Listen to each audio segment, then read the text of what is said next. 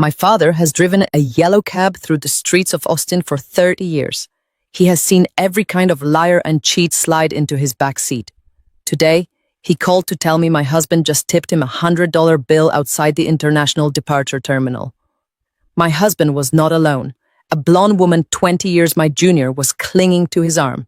When my father told me their destination and how my husband kissed her cheek, I did not cry. I did not scream. I simply opened my laptop and decided exactly how I was going to dismantle his entire life. The phone rang at exactly 2:14 in the afternoon. I was in my home office staring at a spreadsheet for a local bakery. I am known to my husband and his elite tech circle as a boring freelance bookkeeper. I am the woman who stays home and balances modest budgets, while Julian plays the role of the visionary tech chief executive officer. I answered the phone expecting my father to ask about our Sunday dinner plans. Instead, his voice was tight and heavy with protective anger. He told me he had just dropped Julian off at Terminal 3. He said Julian did not recognize him because my father was driving a temporary rental fleet car today, while his usual cab was in the shop. My father possesses a photographic memory for details. He told me the woman with Julian was wearing a matching designer tracksuit and carrying a limited edition tote bag. He heard Julian call her Sierra. Sierra is Julian's newly hired executive assistant. I am the one who processed her payroll documents last week.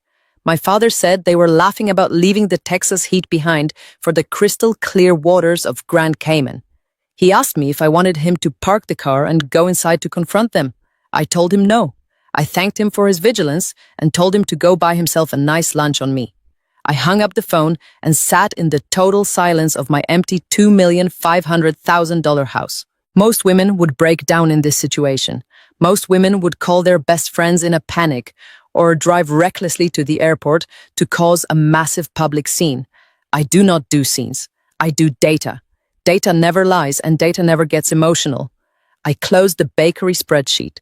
I opened a highly encrypted secure network portal that Julian does not know exists. Julian thinks I am just a quiet woman who struggles to understand his complex venture capital meetings. He loves to explain basic business concepts to me in front of his wealthy friends. He tells them I'm sweet, but simply not cut out for the high-stakes corporate world.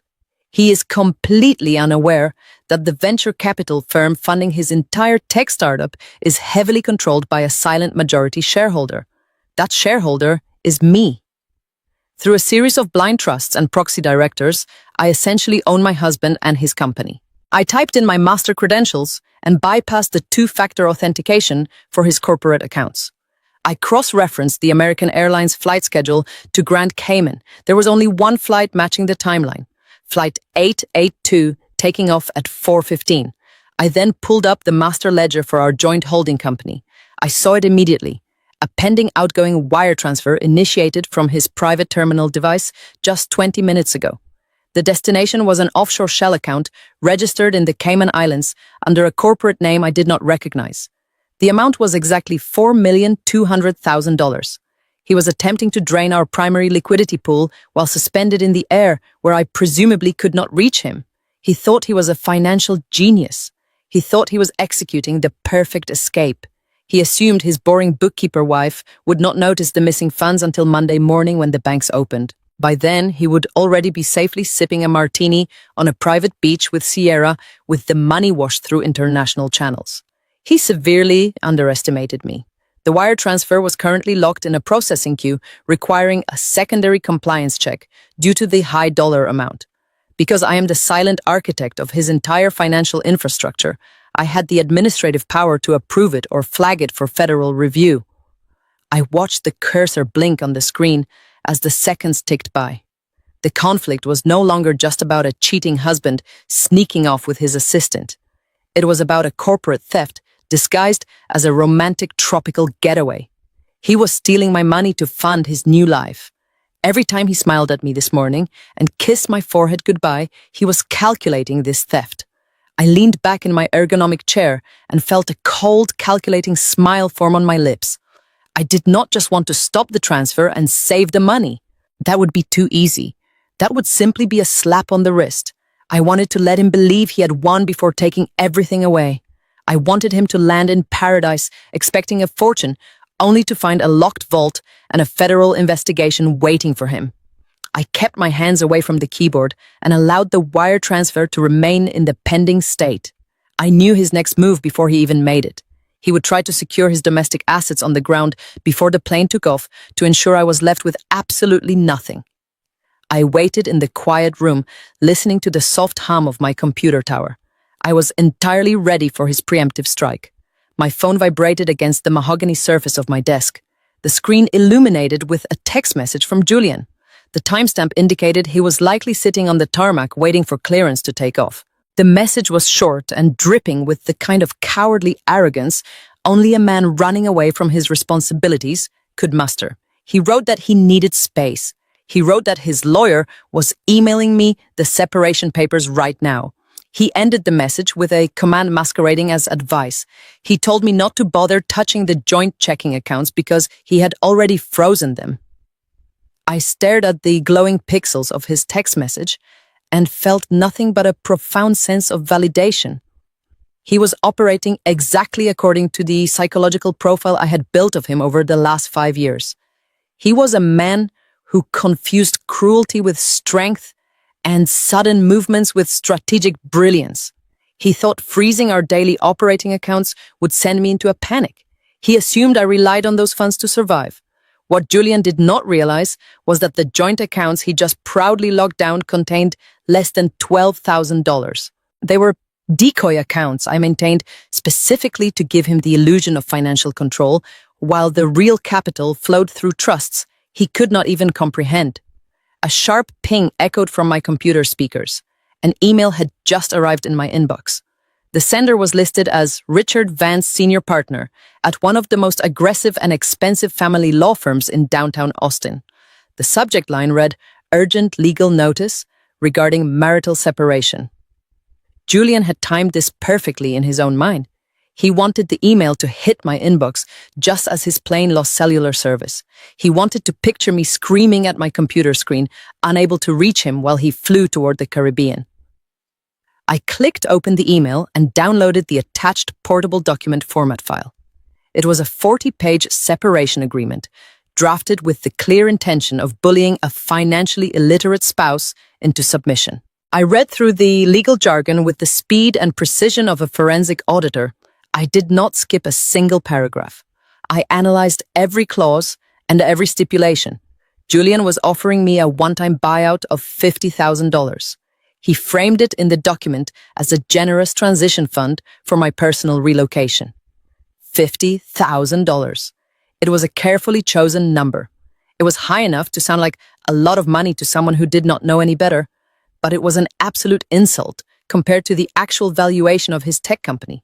He was essentially offering to pay me off with the equivalent of what he spent on tailored suits and vintage watches in a single fiscal quarter. The audacity of the number was not what caught my attention. It was the timeline attached to the real estate clause. Section 4 of the agreement demanded that I vacate our primary residence within 48 hours of receiving the document. The house is a custom-built, modern architectural estate located in one of the most exclusive neighborhoods in Austin, Texas. The current market appraisal sits firmly at $2,500,000. Julian had instructed his lawyer to include a clause stating that because the house was purchased under a specific limited liability company, the residence was solely his corporate property, and I was essentially a tenant with revoked privileges. He demanded I leave the keys, the security fobs, and the garage remotes on the kitchen island and exit the premises by noon on Thursday. He even had the sheer nerve to include a warning that if I removed any of the high-value art or custom furniture from the property, he would press charges for theft. I leaned back in my chair and analyzed his strategy. Julian was deploying a classic shock and awe tactic. He was trying to overwhelm me with sudden financial restrictions, a ridiculously low buyout offer, and an immediate threat of homelessness. He wanted me to feel small, isolated, and desperate. He expected me to spend the next 48 hours crying, packing my clothes into cheap cardboard boxes, and begging his lawyer for a few extra days to find a small apartment. He believed he had completely checkmated me. He thought he was a chess grandmaster executing a flawless opening move while I was just a pawn being swept off the board. He was so blinded by his own arrogance that he completely failed to understand the legal reality of the document he had just sent me. By sending me a formal separation agreement drawn up by a licensed attorney and demanding my signature, he was handing me the ultimate shield. The document explicitly stated that as of this exact date and time, our financial lives were entirely severed. It stated that neither party was responsible for the debts, liabilities, or legal actions incurred by the other party moving forward. Julian thought this clause protected his incoming wealth from me. He thought it ensured I could never claim a single dime of the $4,200,000 he was currently trying to wire to the Cayman Islands. He was wrong, so entirely and catastrophically wrong.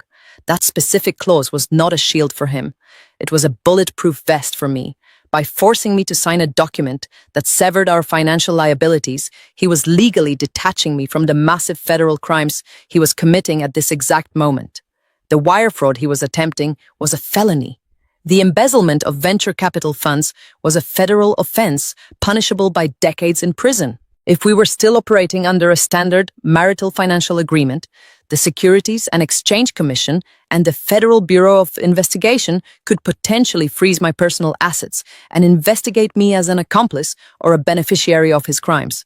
But Julian, in his desperate rush to leave me with nothing, had just paid a top-tier lawyer to draft a legally binding document proving I had absolutely no involvement or connection to his financial activities from this moment onward. I read the buyout offer again. $50,000 to walk away quietly. It was a fascinating window into his mind. He valued my silence and my departure at $50,000, while he was risking federal prison for $4 million. He thought he was flying off to hide the assets in an untraceable offshore account. He pictured himself stepping off that plane in a tropical paradise, checking his bank app and seeing a massive fortune waiting for him. He pictured Sierra looking at him with adoration as he bought her expensive dinners and luxury yachts. He had no idea that the account he was wiring the money to was entirely frozen by the very compliance protocols I had written. He had no idea that the money was never going to leave the United States. I looked around my quiet home office. The afternoon sun was casting long shadows across the hardwood floor. In 48 hours, Julian expected this house to be empty. He expected his sister-in-law Maya to walk through the front door and prepare the property for a quick cash sale to fund his new life. He had likely already promised Maya a massive commission for handling the transaction quietly while he remained out of the country. He had orchestrated what he believed to be a seamless transition. He removes the wife, he sells the house, he steals the company funds, and he starts over with the young assistant. It was a beautiful plan. It was cinematic. It was also completely detached from reality. I picked up my stylus and signed the digital document with my electronic signature. I authorized the $50,000 buyout. I agreed to vacate the $2,500,000 property within 48 hours. I accepted every single draconian term his lawyer had written. I did not negotiate for a single extra dollar or a single extra hour. I sent the executed document back to Richard Vance with a simple confirmation receipt. By signing that paper, I had officially accepted his preemptive strike. I had let him win the opening battle. I had given him the false comfort of total victory. And in doing so, I had just loaded the gun that was going to destroy his entire existence. The countdown had officially begun, and Julian was completely oblivious to the fact that he was already a dead man walking. I placed my digital pen on the tablet screen and traced my signature on the electronic separation agreement. It took exactly 4 seconds to execute the document, 4 seconds to legally sever a 5-year marriage. I did not hesitate. I did not feel a single pang of nostalgic grief or betrayal. I felt the precise cold satisfaction of a surgeon completing a necessary and life-saving amputation. By returning that signed document to his attorney, I had just erected an impenetrable legal firewall between Julian's impending criminal apocalypse and my own pristine financial portfolio. Julian believed this document was his sword. He believed it was the instrument that would cut me out of his newly acquired wealth and leave me destitute on the streets of Austin. He fundamentally misunderstood the law and the lethal nature of the paperwork he had just forced upon me. In the state of Texas, a signed separation agreement with an explicit indemnification clause regarding future debts and liabilities means I am completely insulated from the fallout of his upcoming actions. I was no longer his wife. In the eyes of the financial regulatory bodies, I was an innocent third party who had been legally removed from his blast radius. I forwarded the confirmation receipt to my own private legal counsel with a single set of instructions to file it with the county clerk immediately. The trap was now legally set, and the steel door was locked firmly behind him. With the domestic theater officially concluded, I closed the email client and shifted my focus to the heavily encrypted workstation sitting on the right side of my desk. Julian has always mocked this specific computer. He told his friends it was an outdated machine I used to balance the books for local bakeries and small plumbing businesses. He's a man who values sleek designs, shiny logos, and superficial appearances. He never bothered to look closely at the custom-built hardware, the dual cooling systems, or the biometric security tokens physically wired into the motherboard. I am not a freelance bookkeeper. That is merely the cover story I maintain to navigate his superficial social circles without drawing unwanted attention to my actual net worth. I am a senior forensic accountant and the primary architect of a private equity intelligence firm. More importantly, I am the anonymous majority shareholder of Apex Vanguard Partners. Apex Vanguard Partners is the exact venture capital firm that provided the seed money, the Series A funding, and the critical bridge loans keeping Julian's tech startup afloat for the past 3 years. I own 68% of the voting shares through a complex labyrinth of corporate proxies and blind trusts. I do not just balance his books. I own the table he sits at. I own the chair he rests on. I own the intellectual property he so proudly boasts about at expensive dinner parties. I pressed my right thumb against the biometric scanner and entered my 32-character master passphrase. The 4 high-resolution monitors illuminated instantly with the live financial data of his entire corporate ecosystem. Julian is a charismatic salesman, but he is a catastrophic financial manager. For the past 6 months, I have watched him quietly bleed cash. He has been taking out toxic short-term loans to cover payroll while presenting falsified growth projections to his minority investors. He thought he was outsmarting the external auditors. He did not know the lead auditor was sleeping in the bed next to him every single night. When he realized the company was 2 weeks away from total insolvency, he made his final, desperate move. He decided to drain the remaining venture capital reserves. The $4,200,000 he was currently attempting to wire to the Cayman Islands was not his personal profit. It was the absolute last tranche of operational capital provided by my firm. He was stealing the salaries of his 200 employees. He was stealing the severance packages of the engineers who built his platform. He was committing federal wire fraud to fund a permanent tropical vacation with a 24-year-old executive assistant. I pulled up Sierra's employee file on my third monitor just to verify my assumptions. Sure enough, the offshore shell company waiting to receive the funds was registered under her maiden name. Julian was so blinded by his midlife crisis that he was literally handing the stolen funds to a woman he had known for barely 4 months. It was pathetic, but it made my job significantly easier. Documenting the connection between his executive assistant and the destination account provided the absolute proof of collusion required for a rapid federal indictment. The data painted a flawless picture of premeditated corporate sabotage. I brought up the administrative dashboard for the holding company's primary banking portal. The wire transfer was still flashing in yellow on the screen, indicating it was pending secondary compliance approval.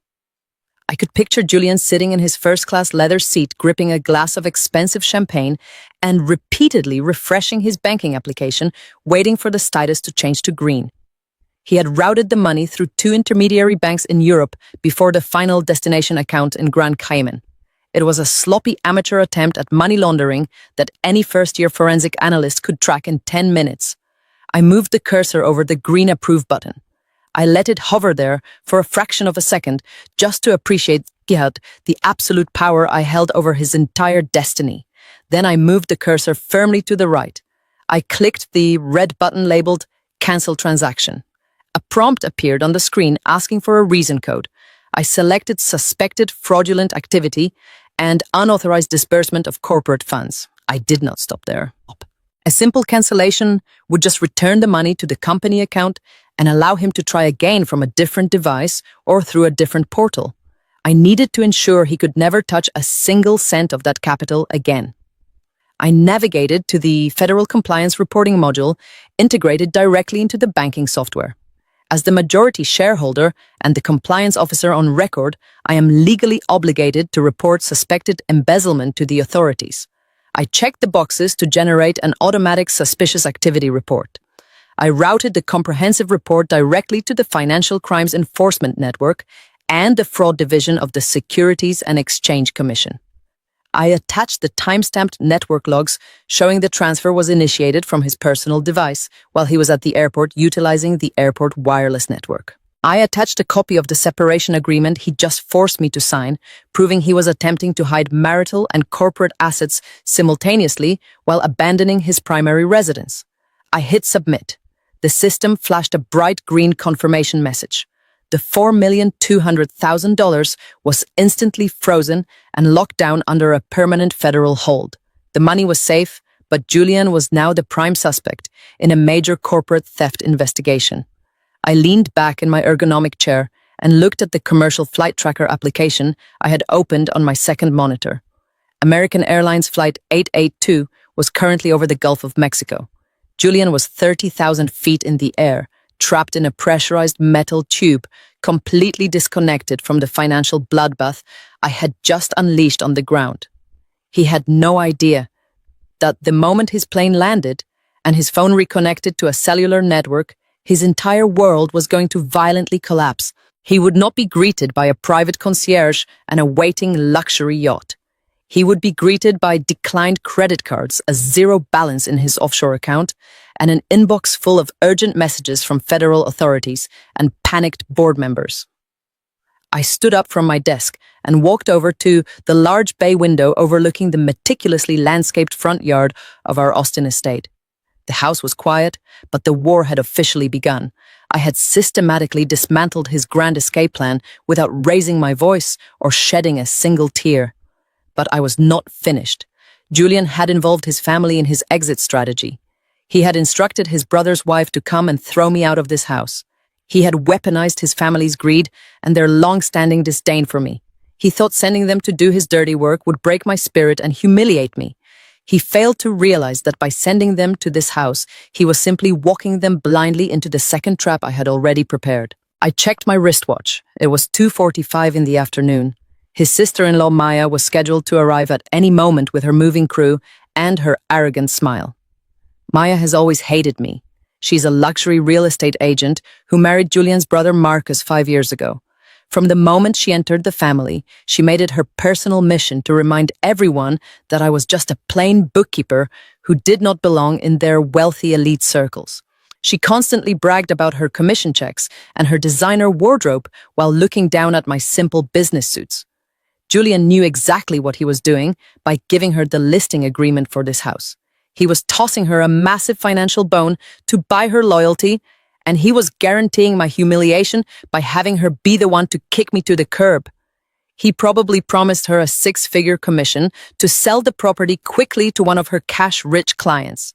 Maya is driven entirely by greed and status. That greed is exactly what I was counting on. She was driving toward my house right now, dreaming of the massive payout she was about to receive. She had no idea that the $2,500,000 estate she was so eager to sell was actually a financial landmine. I took a slow sip of my water and listened closely.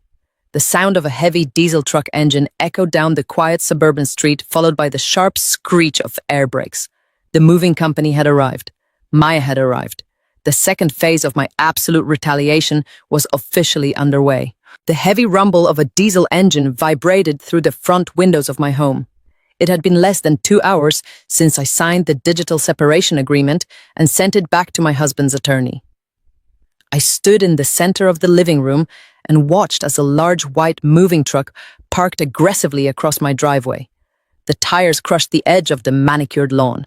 The doors of the truck swung open and 2 men in matching gray uniforms stepped out. They were followed immediately by a sleek black luxury sports utility vehicle. The driver's side door opened, and Maya stepped onto the pavement.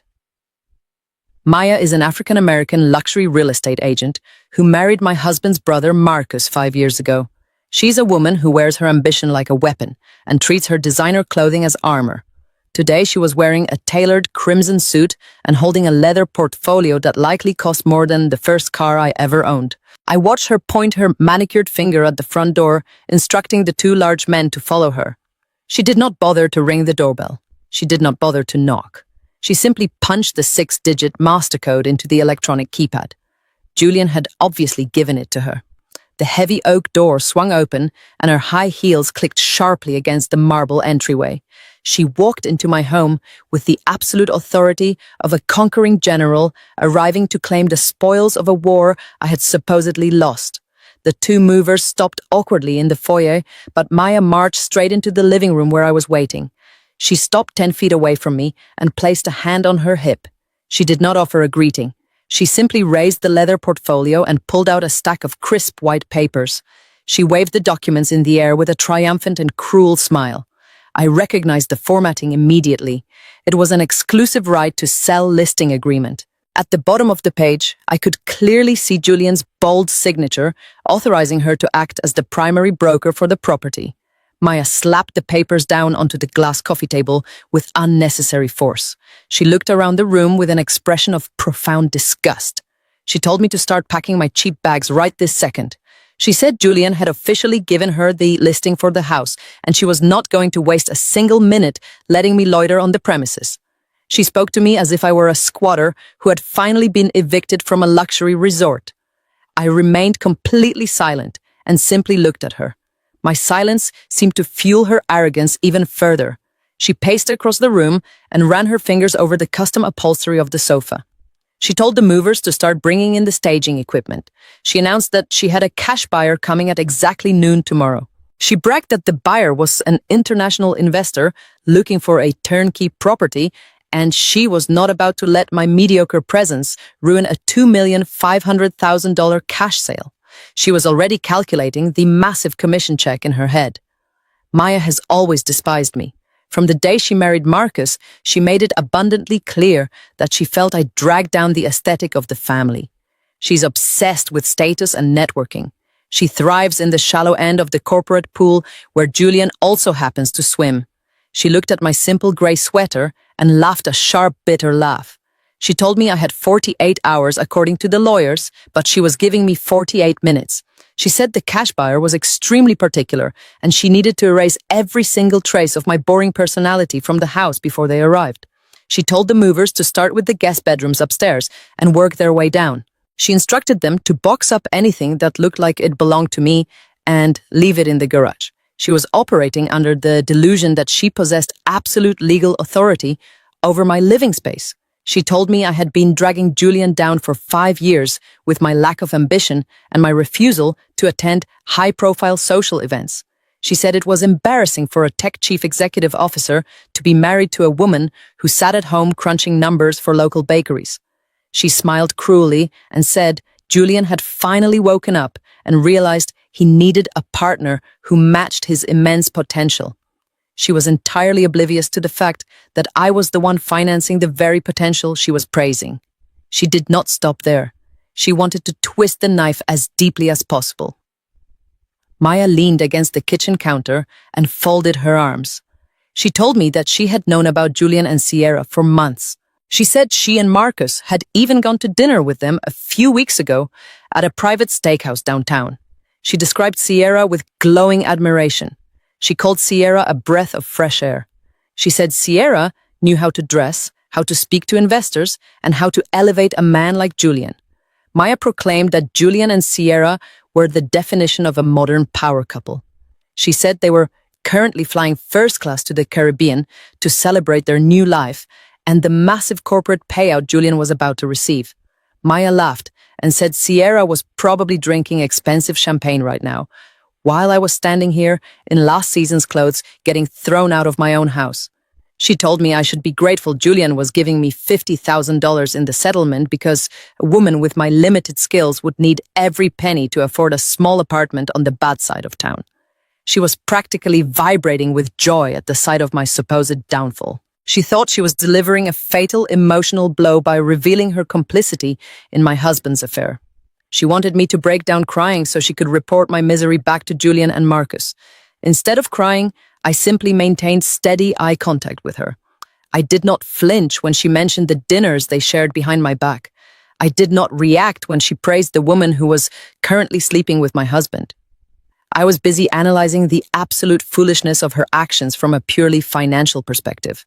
Maya was standing inside a house that was legally acting as the collateral for a highly volatile $3 million commercial bridge loan. She had just forced her way into the property and assumed physical control over an asset that was about to financially detonate. She was so blinded by her hatred for me and her greed for the broker commission that she never bothered to run a proper title search or check the corporate liens attached to the deed. If she had done her job as a luxury real estate agent, she would have noticed that Julian did not own this house outright. She would have noticed that the holding company controlling the property was heavily leveraged by a venture capital firm. But Maya is lazy. She relies on her aggressive personality and her family connections to close deals. She trusted Julian blindly because he drove a fast car and wore expensive watches. She was currently ordering movers to carry boxes through a house she believed would make her rich. She had no idea she was actively taking possession of a sinking ship. She walked over to the dining table and picked up a decorative vase, assessing its value. She told me I was remarkably quiet for a woman who had just lost her husband, her home, and her future all in the same afternoon. She asked me if I was in shock, or if I was just too stupid to understand what was happening. I let her words wash over me like water over stone. Every insult she hurled at me was just another layer of debt she was unknowingly piling onto her own shoulders.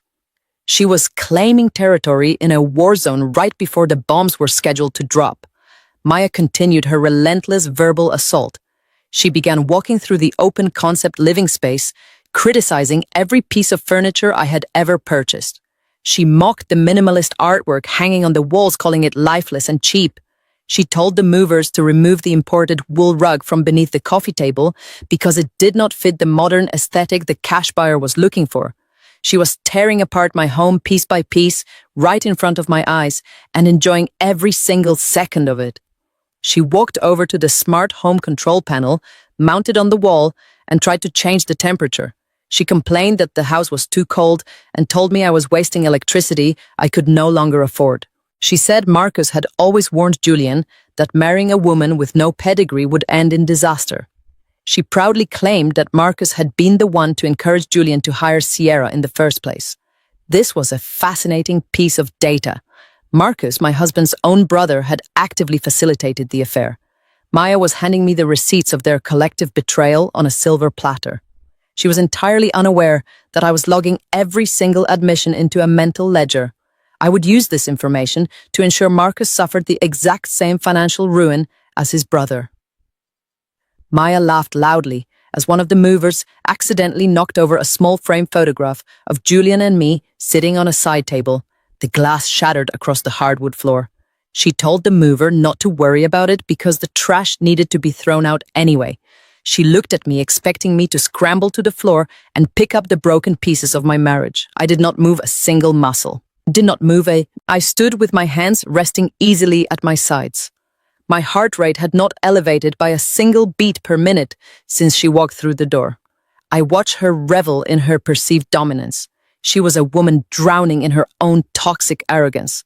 She pulled out her sleek smartphone and began taking wide-angle photos of the living room to send to her wealthy client.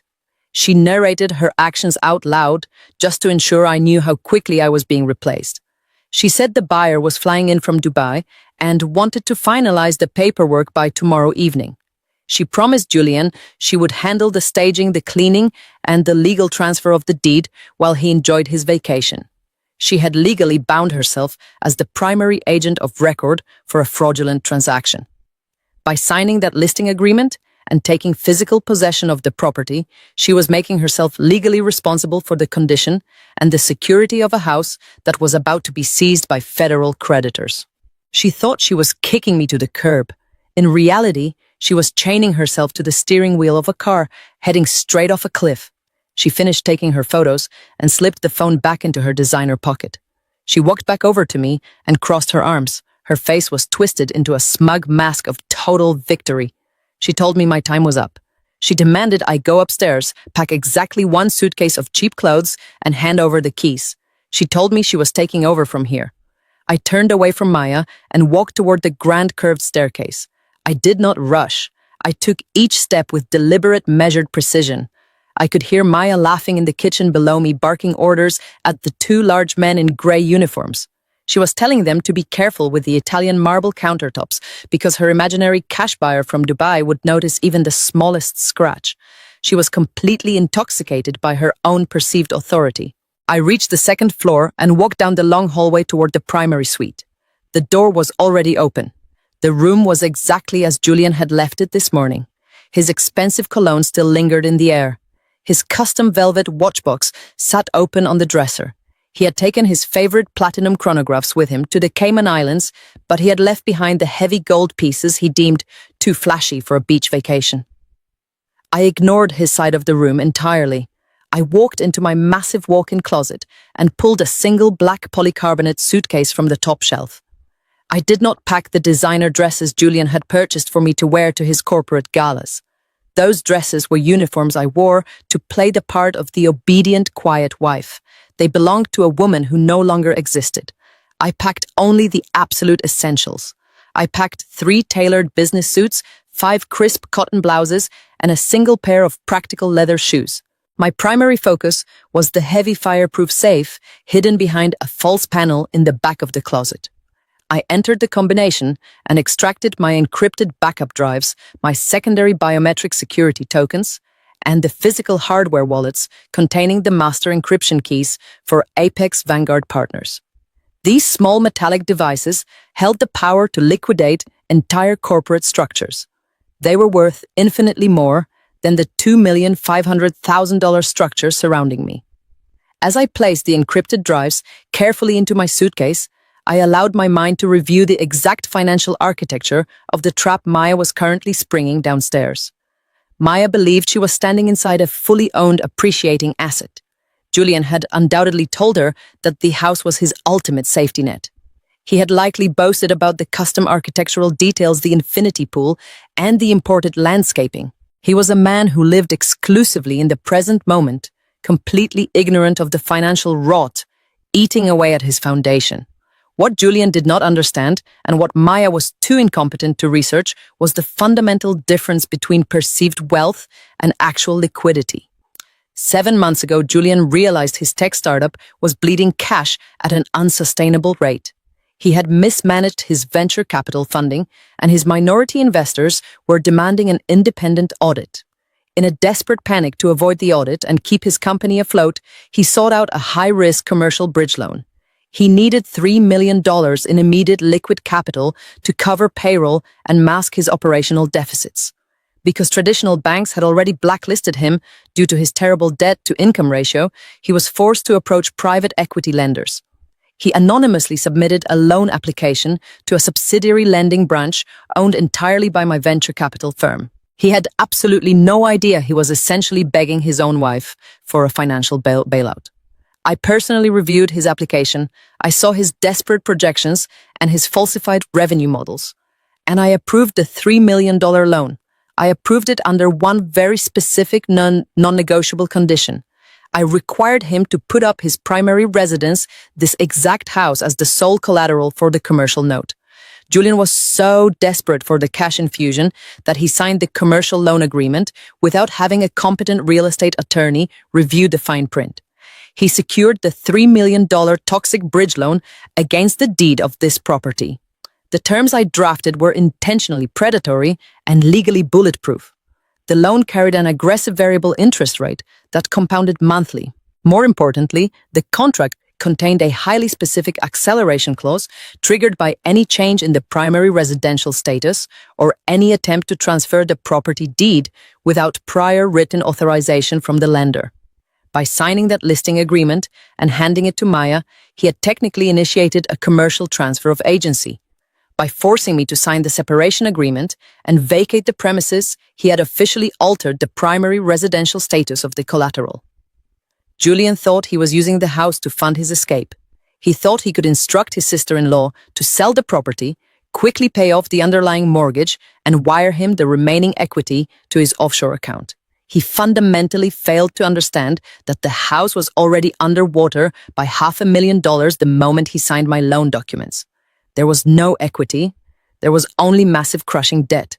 And Maya, in her blind, arrogant rush to claim her broker commission, had just willingly stepped directly into the center of the blast radius. She was currently downstairs, acting as the authorized legal agent for a property that was in active violation of a $3 million commercial loan covenant. I zipped the black polycarbonate suitcase closed and pulled the telescopic handle upward. I took one final look around the massive primary suite. I felt absolutely no emotional attachment to the space. It was merely a physical location where I had gathered the intelligence necessary to execute my current operation. I rolled the suitcase out of the bedroom and down the long hallway. The wheels glided silently over the thick custom runner rug. When I reached the top of the grand staircase, I paused for a fraction of a second to observe the scene below. Maya was standing by the kitchen island holding a tape measure. She was loudly instructing the movers to completely dismantle the custom dining table because it obstructed the natural flow of the open floor plan. She was treating my home like a demolition site. I walked down the stairs. The rhythmic thud of my suitcase wheels on the wooden steps caught her attention. She turned around and let out a sharp laugh. She looked at my single piece of luggage and shook her head in mock pity. She asked me if that was really all I had to show for 5 years of marriage. She told me it was pathetic that I was leaving with nothing but a carry-on bag, while Julian was flying off to a tropical island to start a new empire. I walked across the living room and stopped directly in front of her. I reached into my blazer pocket and retrieved the heavy ring of keys. I held the keys out toward her. I maintained steady, unblinking eye contact. I told her the silver key was for the front door, the brass key was for the side garage entrance, and the small black fob deactivated the exterior perimeter gates. She snatched the keys from my hand with a triumphant smirk. She acted as if I were handing her the crown jewels of a conquered kingdom. She told me to write down the security alarm codes before I left, so she would not have to waste time calling the alarm company to reset the system. I pulled a small notepad from my purse and wrote down the 6-digit master alphanumeric code. I handed her the piece of paper. I told her the alarm company required a verbal password if the system was tripped accidentally. I wrote down the password for her. It was Julian's mother's maiden name. Maya took the paper and shoved it into her expensive leather portfolio. She crossed her arms and told me my compliance was the smartest thing I had done all day. She said she was glad I finally realized I had zero leverage in this situation. She told me to have a nice life balancing spreadsheets for minimum wage. She turned her back to me and yelled at the movers to hurry up with the living room furniture. She dismissed me completely. She believed she had won the absolute total victory. I turned around and walked toward the heavy oak front door. I did not look back. I opened the door and stepped out into the warm afternoon air. The moment the door clicked shut behind me, I felt a profound sense of operational clarity. The decoy life was officially terminated. I walked down the paved driveway toward the temporary rental vehicle my private security team had dropped off for me earlier that morning. It was a sleek, unassuming black sedan with heavily tinted windows.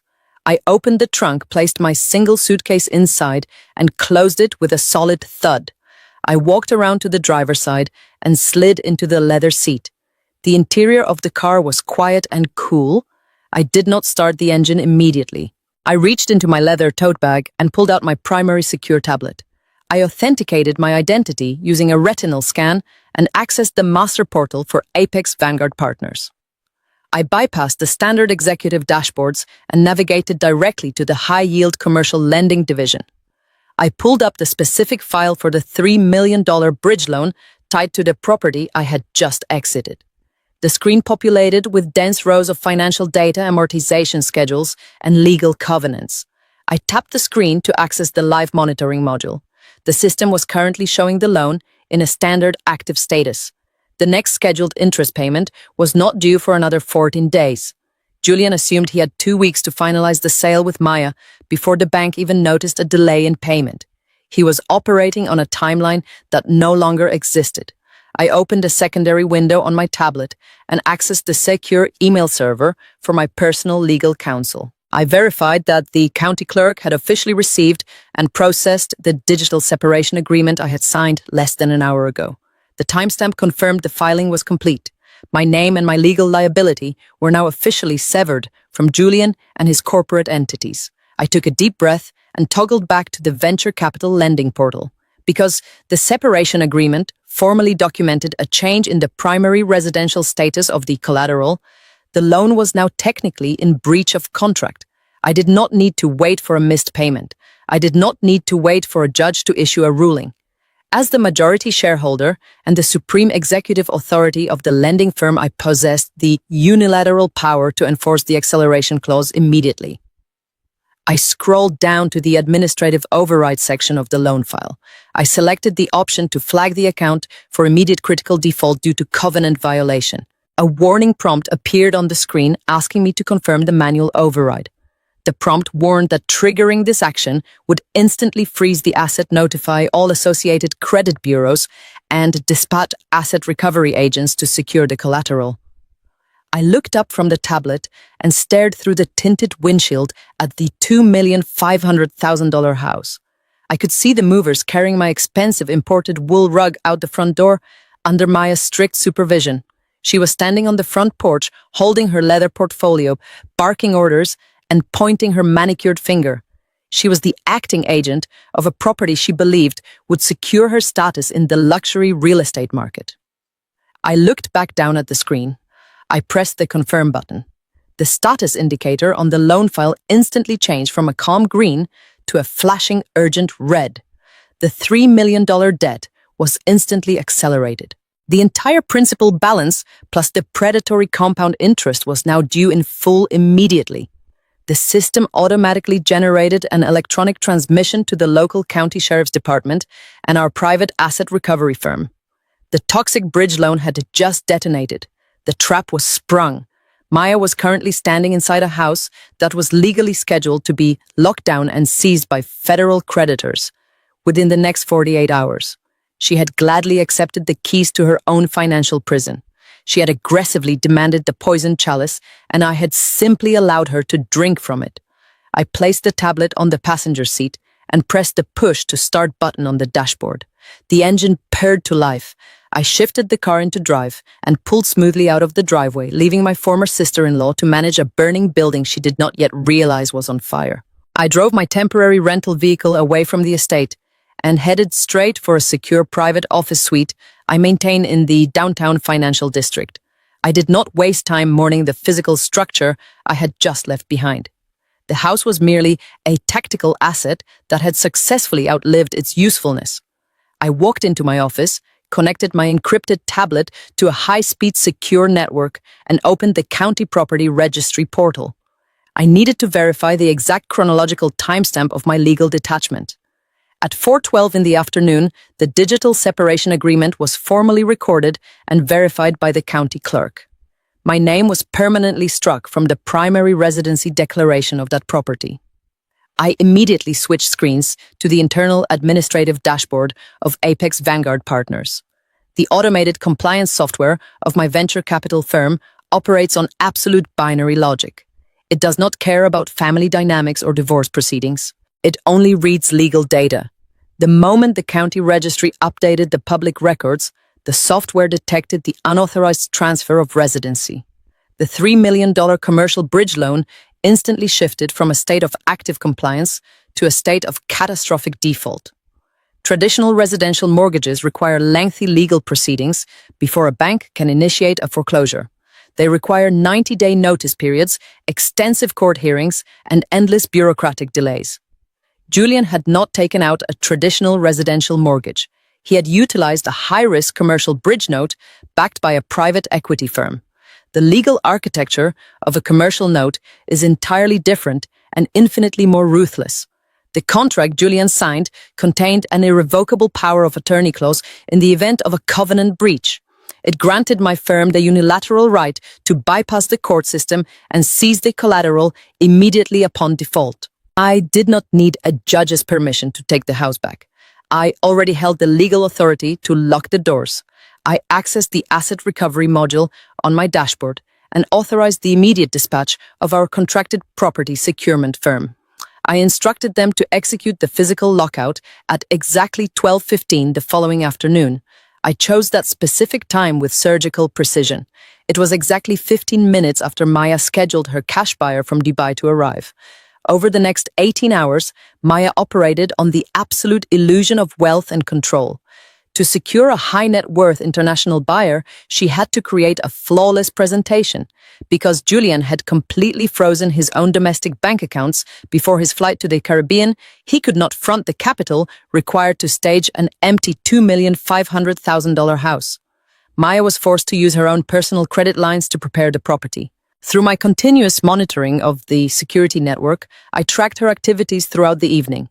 She authorized a rush delivery fee of $15,000 to a luxury staging company to furnish the primary living areas by midnight. She hired a premium cleaning service for $2,000. She ordered high-end catering and imported champagne for the property, totaling another $3,000. She was personally fronting $20,000 of her own money. She signed legally binding vendor contracts, assuming all personal financial liability, because she believed her massive broker commission would easily cover the expenses by the end of the week. She was investing heavily in a sinking ship. Noon arrived the next day.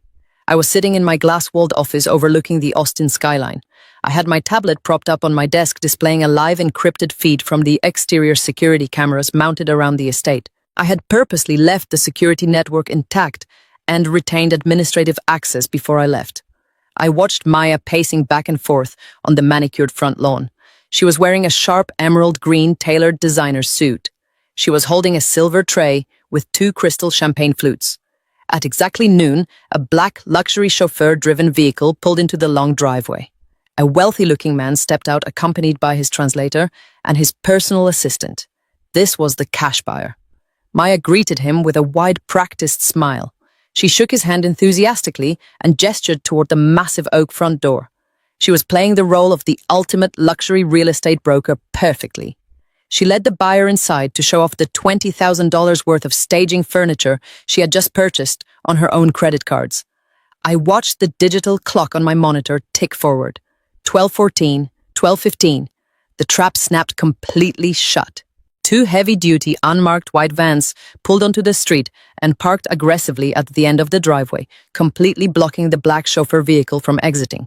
4 men wearing tactical vests with the words "Asset Recovery" printed clearly across the backs stepped out onto the pavement. They were accompanied by 2 uniformed deputies from the county sheriff's civil division. The presence of local law enforcement is a standard protocol my firm utilizes to ensure a peaceful but absolute transfer of commercial property. The men marched directly up the front walkway. One of the deputies knocked loudly on the open front door. I switched the camera feed to the interior foyer angle. Maya walked out of the living room looking deeply annoyed by the sudden interruption.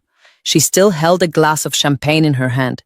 She marched up to the deputy and demanded to know what he was doing, ruining her private showing. The lead asset recovery agent stepped forward and handed her a thick stack of legal documents. He informed her in a loud, clear voice that the property was currently in a state of commercial default and was being immediately repossessed by Apex Vanguard partners. Maya let out a sharp, nervous laugh. She told the agent he was making a massive mistake. She yelled that she was the exclusive listing agent and the property was owned entirely by Julian's holding company. She demanded they leave the premises immediately before she called her high-priced lawyers.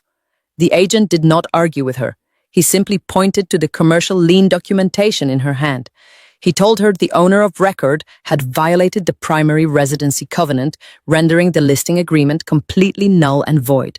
He informed her she was currently trespassing on bank-owned property. The cash buyer from Dubai had walked into the foyer during this exchange. His translator leaned over and whispered frantically into his ear. The buyer looked at Maya with absolute disgust. He realized immediately that she was attempting to sell him a fraudulent listing embroiled in a massive financial dispute. He did not say a single word to her. He simply turned around, walked out the front door, and got back into his luxury vehicle. He ordered his driver to reverse carefully over the manicured lawn to maneuver around the recovery vans. Maya dropped the crystal champagne flute. It shattered against the marble floor, sending glass flying in every direction. She screamed at the buyer to wait, but the car was already speeding down the street. Her massive broker commission vanished into thin air. The sheriff deputy told Maya she had exactly 10 minutes to gather her personal belongings and vacate the premises. Maya began to panic.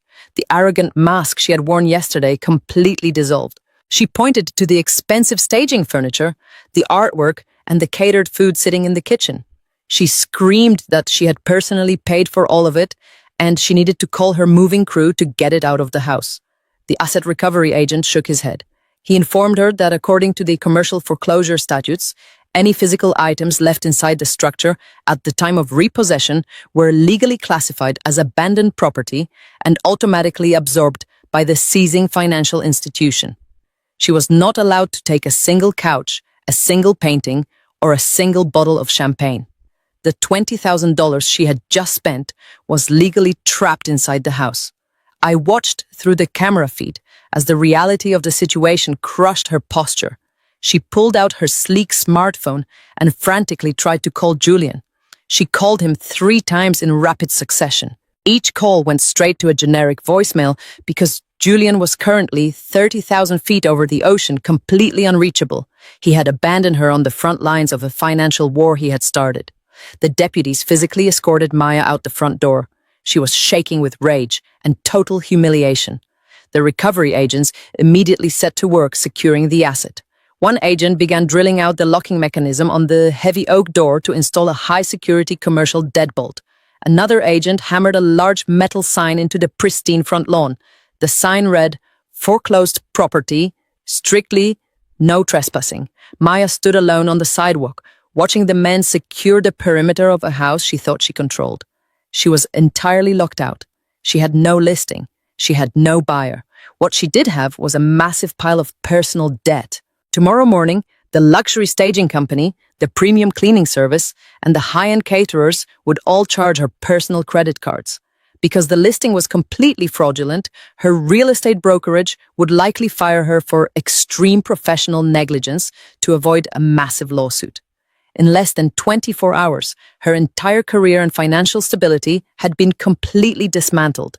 She thought she was arriving to kick a useless wife to the curb and claim a massive victory for her family. Instead, she had eagerly signed her own financial death warrant. I closed the security camera feed on my tablet. I felt no pity and no remorse. I had simply handed her the exact consequences of her own boundless greed. The house was secured. The sister-in-law was destroyed. Now it was time to deal with the husband who was about to land in an offshore paradise, expecting a fortune that no longer existed. I did not need to be physically present on the tropical island to know exactly how Julian's arrival in Grand Cayman unfolded. The comprehensive digital surveillance net I had woven around his personal devices fed me a continuous stream of real-time data. I sat in my quiet Austin office and watched the global positioning system tracker on his phone move slowly down the runway of the Owen Roberts International Airport. The American Airlines flight had landed precisely on schedule. Julian was stepping out of the first-class cabin into the thick, humid Caribbean air, believing he was a victorious conqueror. He believed he had successfully executed the perfect financial crime. He thought the heavy heat of the island was the physical sensation of his new permanent freedom. He had no idea he had simply flown into a highly monitored geographic cage.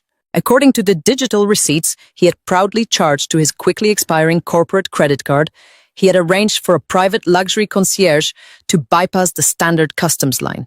He and his 24-year-old assistant Sierra were escorted directly through a private terminal to a waiting black sports utility vehicle with heavily tinted windows. The moment the car doors closed, Sierra immediately connected her smartphone to the local cellular network. Within 60 seconds, my automated monitoring software began archiving a rapid series of social media posts. She was broadcasting their stolen victory to the entire world. She uploaded a high-definition video of herself sitting in the spacious backseat of the luxury vehicle, holding a crystal flute of complimentary champagne. She panned the camera to show Julian sitting next to her, looking smug and completely untethered from any moral or legal consequence. Sierra did not just post photographs of the palm trees and the crystal clear blue water. She went out of her way to publicly mock the woman she believed she had just permanently defeated. She posted a heavily filtered selfie with a caption that read, "Leaving the boring bookkeeper in the dust and upgrading to the billionaire lifestyle." She added a series of laughing emojis and tagged the exact geographic location of the island to ensure maximum visibility among their social circle. She was a deeply superficial woman who equated her physical proximity to stolen wealth with her own personal value. She was wearing the expensive designer tracksuit Julian had purchased for her using the operational funds from his failing tech startup. She thought she was entirely untouchable. She assumed my silence back in Texas was the pathetic silence of a defeated and discarded wife crying alone in an empty house. She had absolutely no idea that the luxury vehicle she was currently riding in was driving her directly toward a massive federal trap. I meticulously saved every single one of her social media posts to my secure offshore server. They were not just offensive insults from a naive girl. They were legally binding pieces of digital evidence proving her direct physical presence and complete complicity in Julian's international flight to hide embezzled funds. Julian actively encouraged her juvenile behavior. The audio recordings, captured by the compromised microphone on his personal phone, revealed him laughing loudly in the background as she typed the insulting captions. He told her she deserved the entire world and promised her they would spend the afternoon shopping for custom diamond jewelry the moment they finished their quick administrative errand at the bank. He was practically vibrating with arrogant anticipation. He had spent the entire 4-hour flight picturing the exact moment he would walk into the offshore financial institution and claim the $4,200,000. He believed he had successfully outsmarted the venture capital firm, the federal auditors, and the woman he had been married to for 5 years. He viewed the short, scenic drive from the airport to the financial district as his final glorious victory lap. He looked out the tinted window at the ocean and saw only his own massive ego reflected back at him. The luxury vehicle pulled up to the polished stone facade of a highly exclusive offshore banking institution located in the heart of Georgetown. This was not a standard retail bank for common tourists. There were no teller lines and no automated teller machines.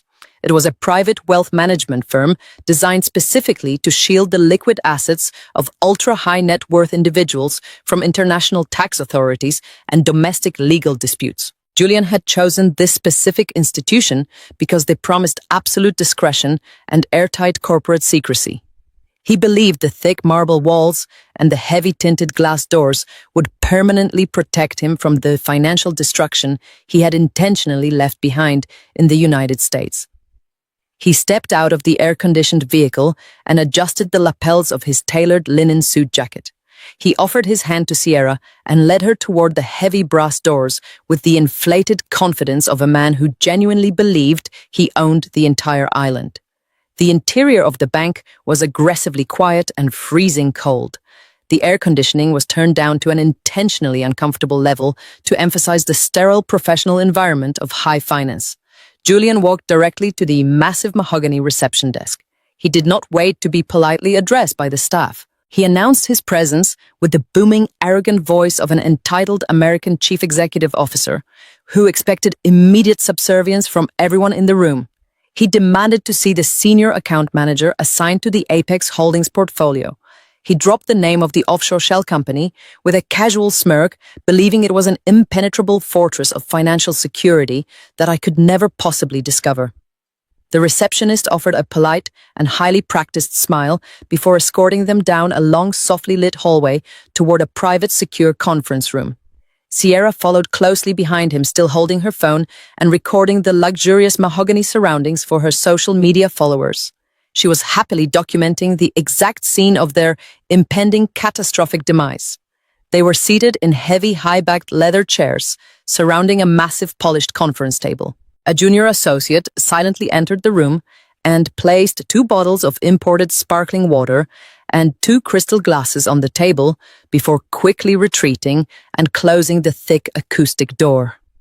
Julian leaned back in his expensive chair and crossed his legs, resting his Italian leather loafers on the thick wool carpet.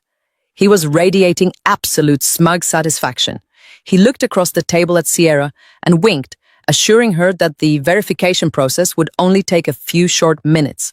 He confidently told her they would be lounging on the deck of a private chartered yacht, drinking expensive vintage wine long before the sun began to set over the Caribbean Sea. He was completely detached from reality. He was a man standing incredibly comfortably on the wooden trapdoor mere seconds before the heavy iron lever was pulled. The heavy wooden door clicked open, and the senior private banker walked into the room. He was a tall, impeccably dressed man wearing a bespoke charcoal suit and holding a thick leather-bound folio. He introduced himself with a crisp, professional British accent and took a seat on the opposite side of the mahogany table. Julian did not waste any time with standard social pleasantries or small talk. He was incredibly eager to lay his hands on the stolen corporate capital and begin his new life. He leaned forward aggressively and placed his elbows on the polished table surface. He stated in a commanding tone that he was the primary beneficiary and the sole authorized controller of the Apex Holdings account. He declared that he was there to formally verify the completion of the incoming wire transfer from his domestic holding company in the United States. He specified the exact amount of $4,200,000 with a tone of supreme, untouchable authority. To finalize his arrogant demand, Julian reached into the inner pocket of his tailored linen jacket. He pulled out his dark blue United States passport. He placed it flat on the table and slid it confidently across the smooth, polished wood directly toward the senior banker. The passport stopped perfectly in front of the leather folio. Julian interlaced his fingers and smiled a cold, victorious smile. He fully expected the banker to open the folio nod respectfully and confirm that the massive fortune was sitting safely in the account, ready for immediate withdrawal. Sierra lifted her smartphone again, framing Julian's confident posture in the camera lens, ready to capture the exact moment they officially became multimillionaires.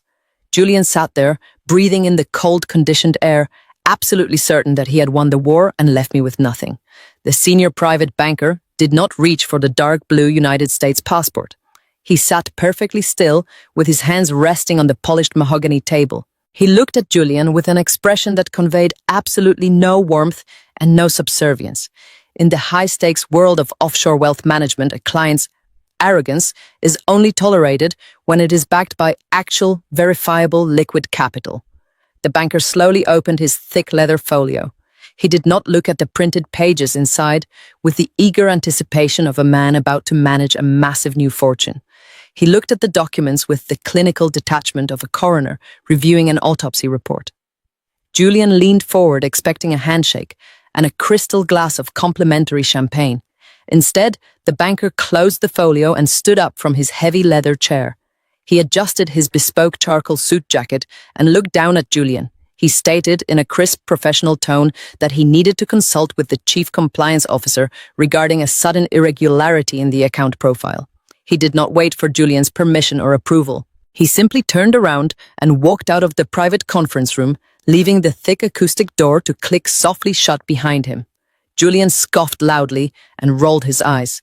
He turned to Sierra and laughed, dismissing the banker's sudden departure as a minor administrative delay.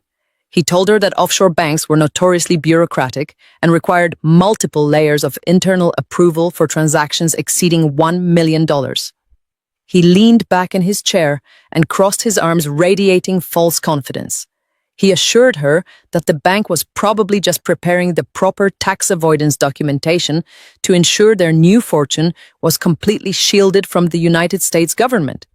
Sierra smiled blankly and lifted her smartphone again. She adjusted her posture and took another photograph of herself sitting in the luxurious room.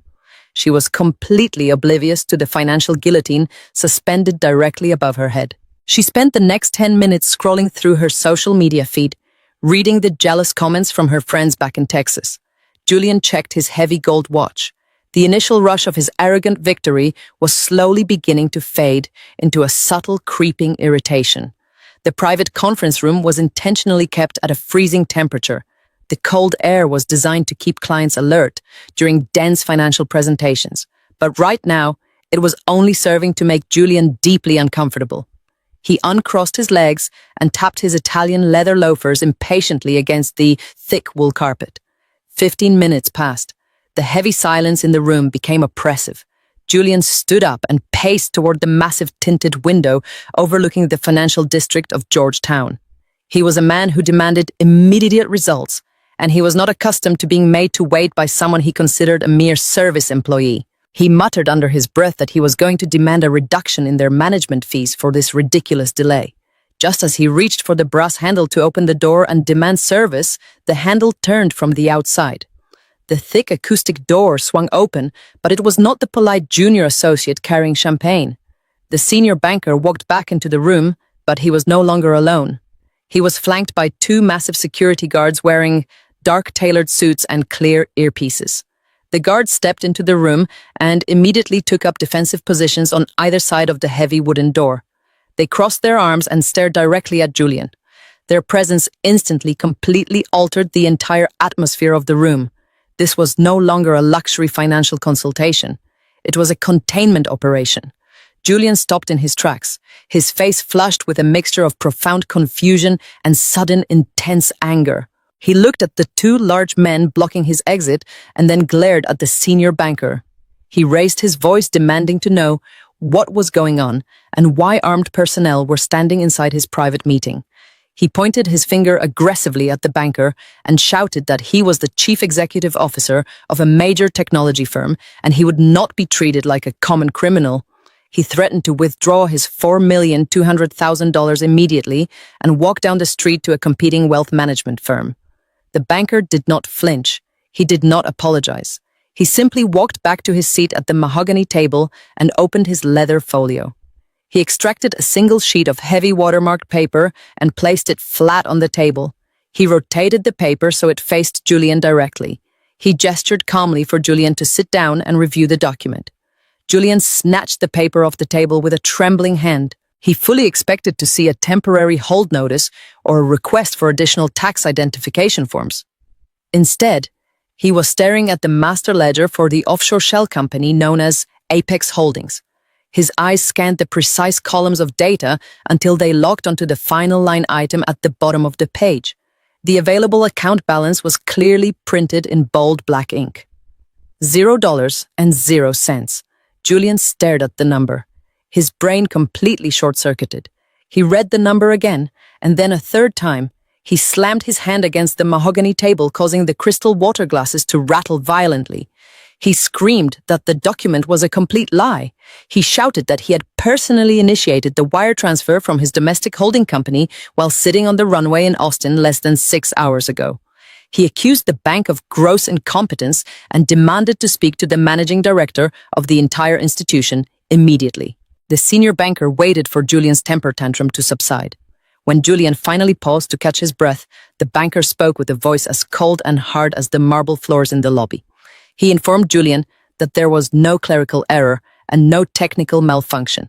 The wire transfer of $4,200,000 never arrived in the Cayman Islands because it was permanently cancelled at the origin source before the funds ever left the United States banking system. Julian felt the blood drain entirely from his face. His knees suddenly grew weak, and he collapsed heavily back into his leather chair. He stammered that a cancellation was physically impossible. He insisted that he was the sole authorized user of the domestic corporate portal, and nobody else possessed the administrative credentials required to halt a transfer of that magnitude. The banker slowly turned the page in his leather folio. He presented a second document. This was a copy of the foundational corporate charter for Apex Holdings, the exact offshore shell company Julian thought he had secretly established to hide his stolen wealth. The banker looked directly into Julian's terrified eyes and delivered the ultimate crushing blow. He explained that Apex Holdings was not a standard single-member corporate entity. It was an advanced dual authorization blind trust. The banker pointed to the specific legal clauses detailing the strict biometric security protocols governing the account. He informed Julian that while his name was indeed listed on the corporate registry, he was legally classified as a secondary restricted signatory. The banker stated clearly that the primary controlling authority, the individual who held the absolute power to approve or deny any capital movement within the trust, was a woman named Victoria. Julian stopped breathing. The name hit him like a physical strike to the chest. Victoria, his boring freelance bookkeeper wife. the woman he had gleefully abandoned with a $50,000 insult just a few hours ago. He looked at the banker with absolute pure horror. The banker continued his ruthless explanation without showing a single ounce of pity. He explained that Victoria had personally contacted the offshore institution 2 hours ago. She had utilized her primary biometric encryption keys to lock the Apex Holdings account permanently. She had provided the bank with comprehensive digital documentation proving that Julian had attempted to fund the offshore trust using stolen venture capital money. Julian sat completely paralyzed. He suddenly realized the terrifying magnitude of his own ignorance. The secure network in his home office, the complex venture capital meetings, the endless audits he thought he was hiding from her. She had not been ignoring his business. She had been quietly owning it the entire time. She had built the exact offshore cage he had just eagerly locked himself inside. Sierra had been sitting silently in her chair watching the entire exchange. The arrogant smile had completely vanished from her face. She slowly lowered her smartphone to her lap. She looked at Julian, expecting him to confidently resolve the situation and produce the millions of dollars he had promised her. But she did not see a powerful, wealthy chief executive officer sitting next to her. She saw a broken, terrified man who had just realized he possessed absolutely nothing. She asked Julian in a quiet, shaking voice what was happening and where the money was.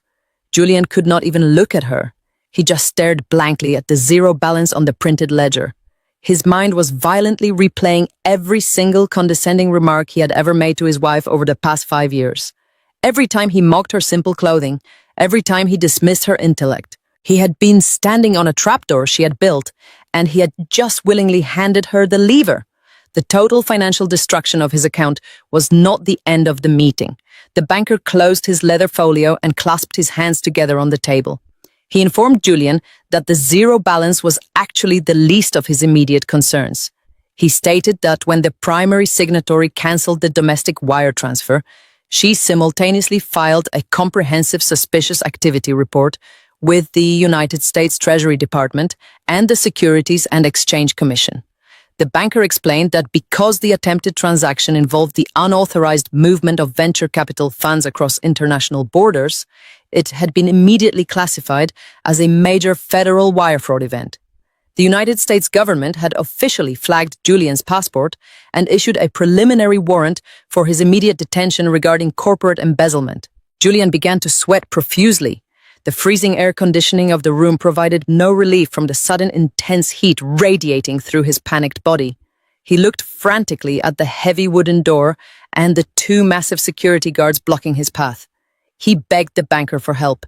He pleaded for a temporary cash advance, just enough money to book a private charter flight to a non-extradition country before the federal authorities could track his location. He promised to pay the bank triple their standard interest rate if they would just give him access to a secure line of credit. The banker looked at him with absolute profound disgust. He stated that the financial institution operated under strict international compliance laws and maintained a zero-tolerance policy for individuals actively under federal investigation by the United States government. The banker informed Julian that providing him with a single dollar of credit would constitute criminal aiding and abetting of a known fugitive. The banker stood up from the mahogany table.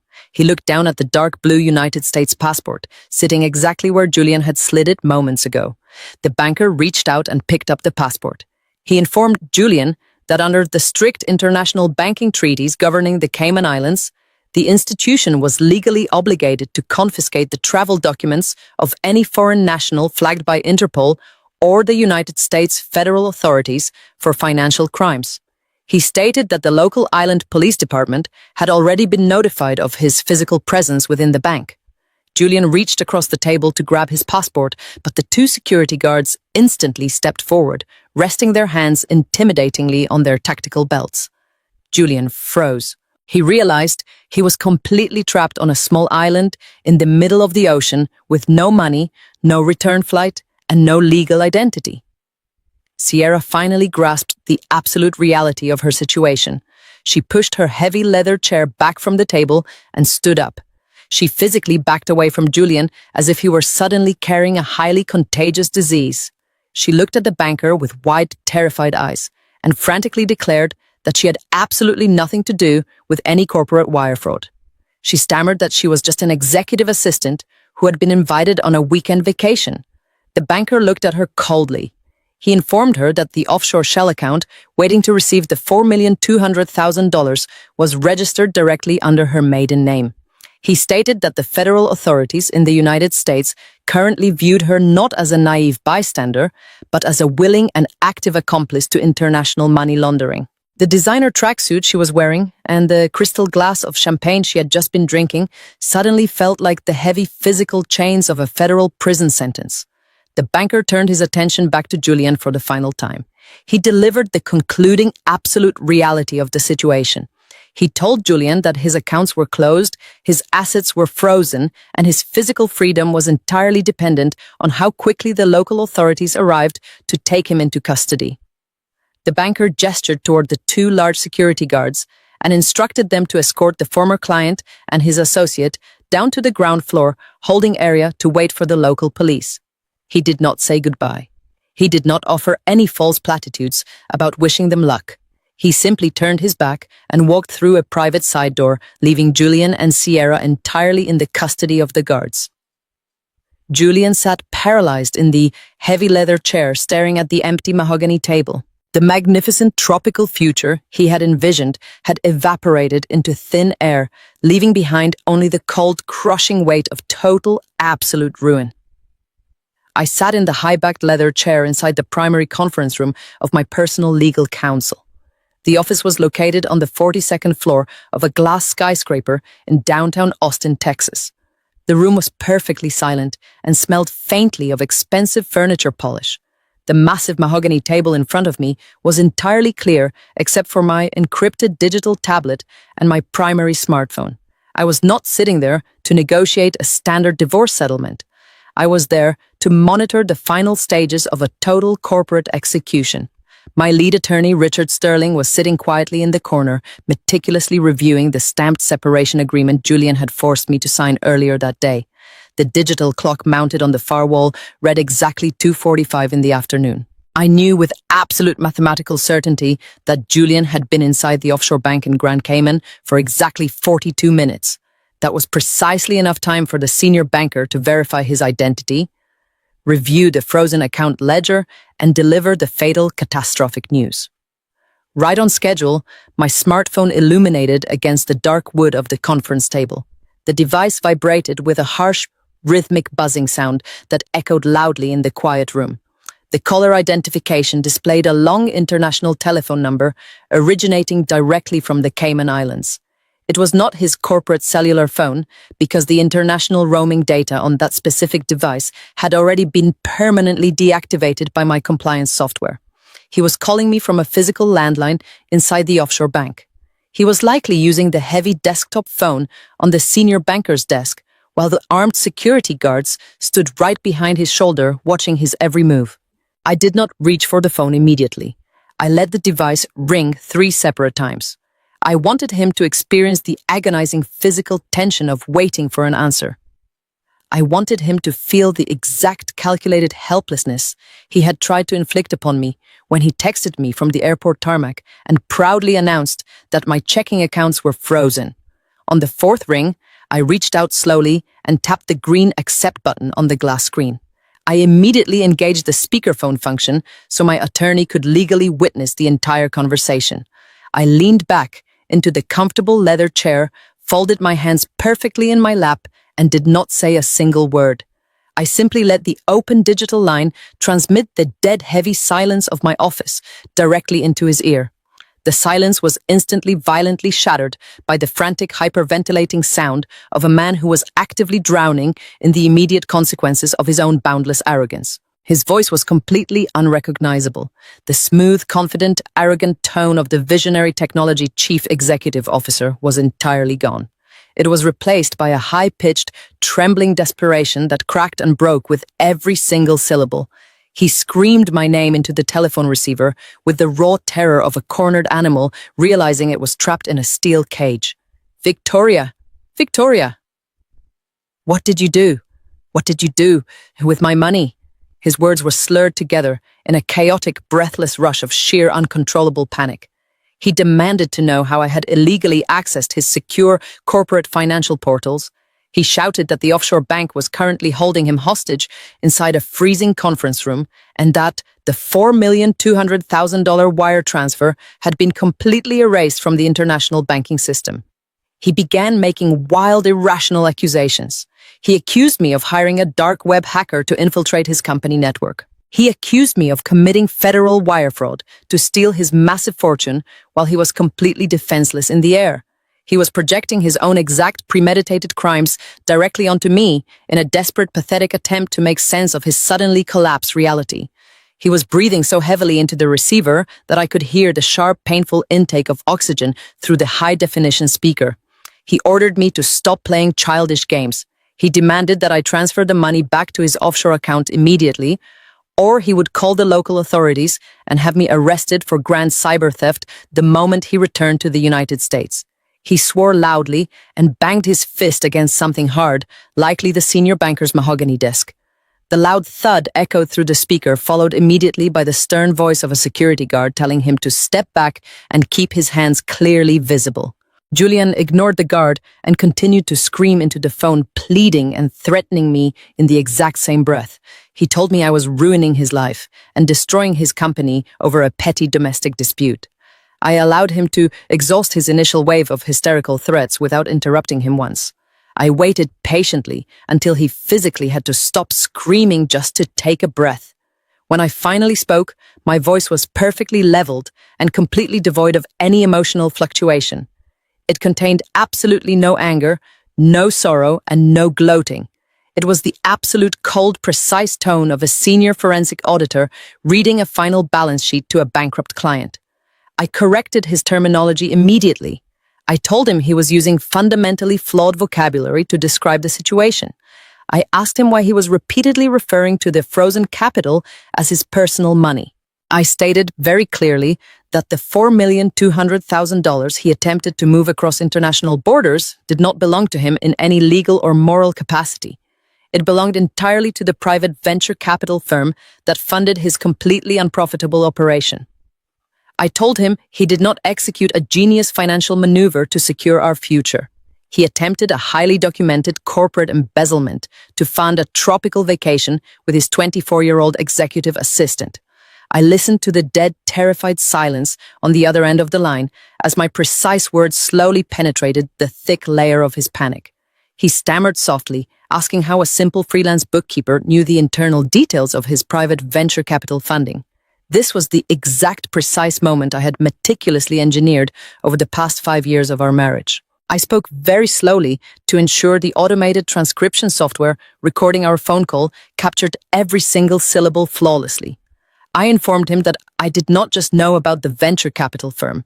I told him I was the anonymous majority shareholder and supreme executive officer of Apex Vanguard Partners.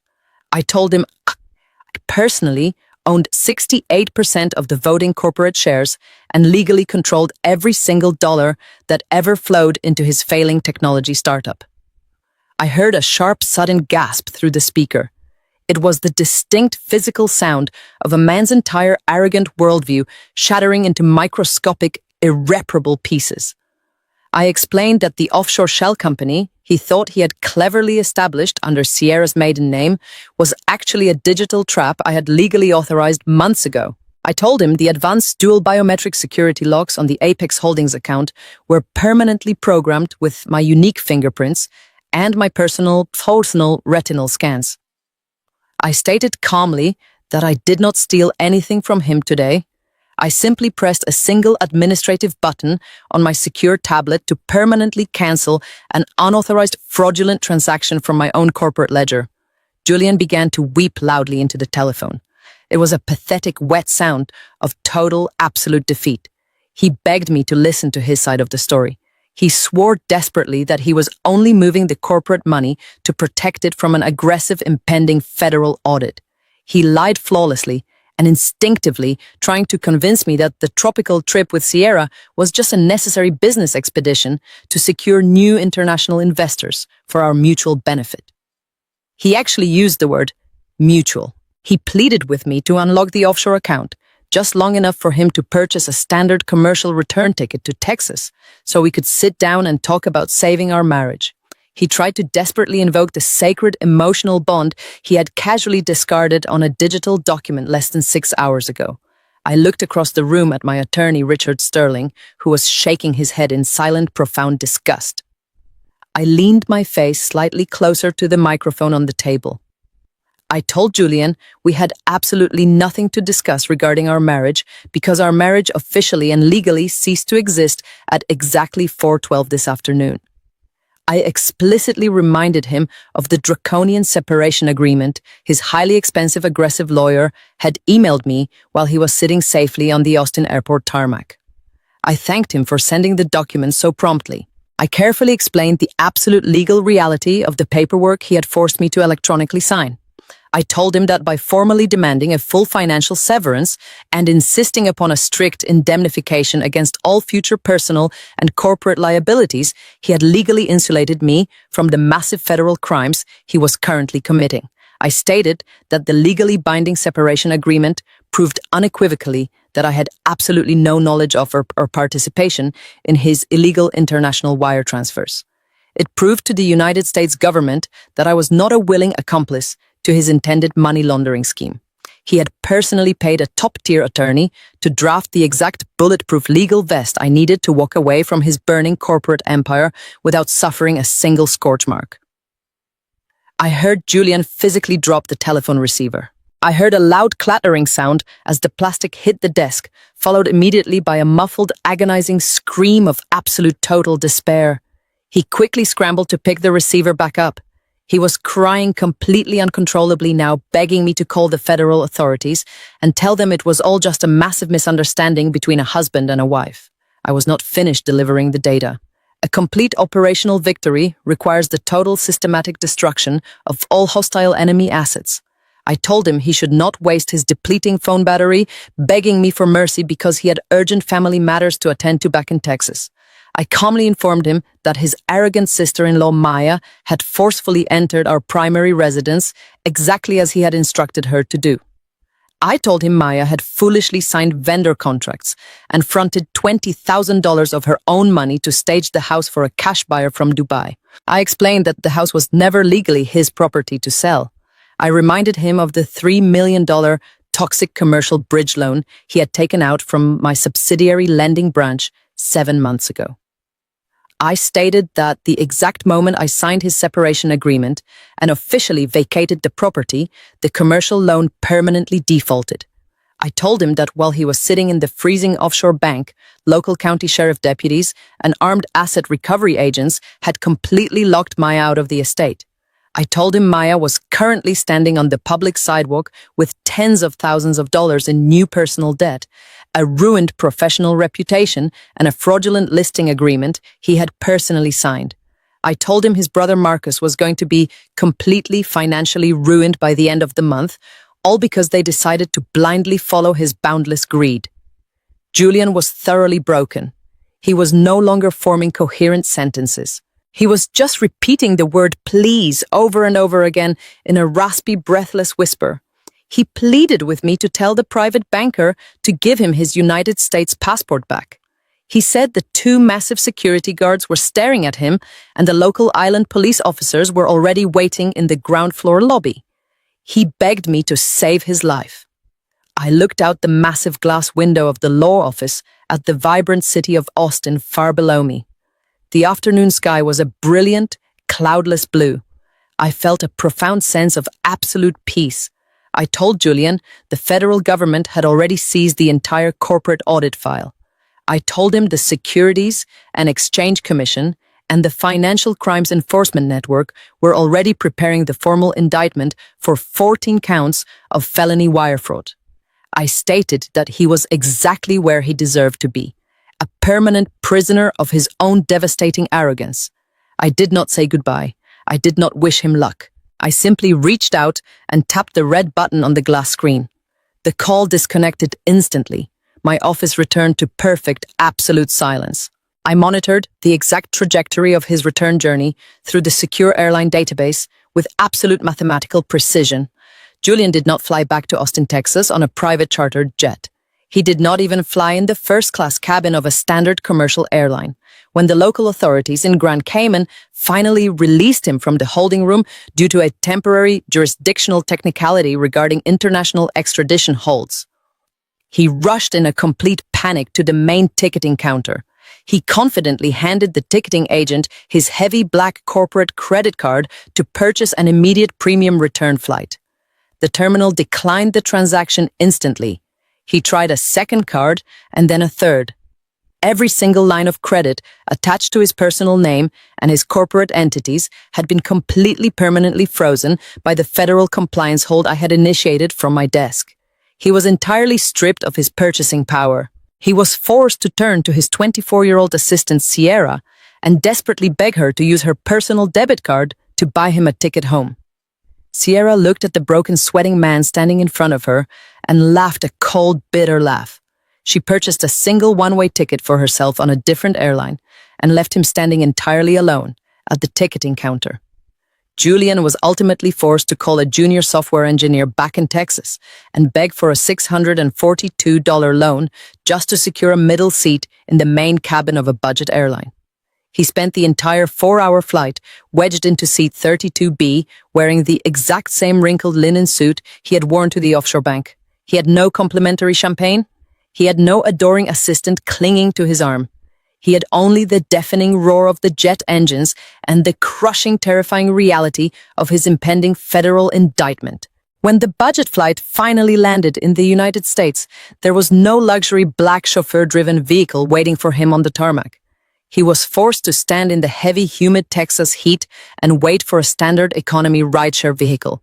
He directed the driver not to our $2,500,000 estate located in the exclusive hills of West Austin, but directly to the downtown corporate headquarters of his technology startup. He was operating on pure desperate adrenaline and profound delusion. He still genuinely believed he possessed the executive authority to salvage his destroyed life. His plan was entirely reckless and fundamentally illegal. He intended to invoke an emergency executive privilege to force the minority shareholders and the board of directors to immediately liquidate the physical assets of the company. He wanted to sell the proprietary servers, the long-term office leases, and the intellectual property patents for pennies on the dollar to generate immediate, untraceable cash. He thought he could drain the remaining physical value of the company and flee the legal jurisdiction before the federal auditors arrived on Monday morning. He walked through the glass sliding doors of his corporate building and aggressively bypassed the front security desk. He marched into the elevator and pressed the button for the top-floor executive suites.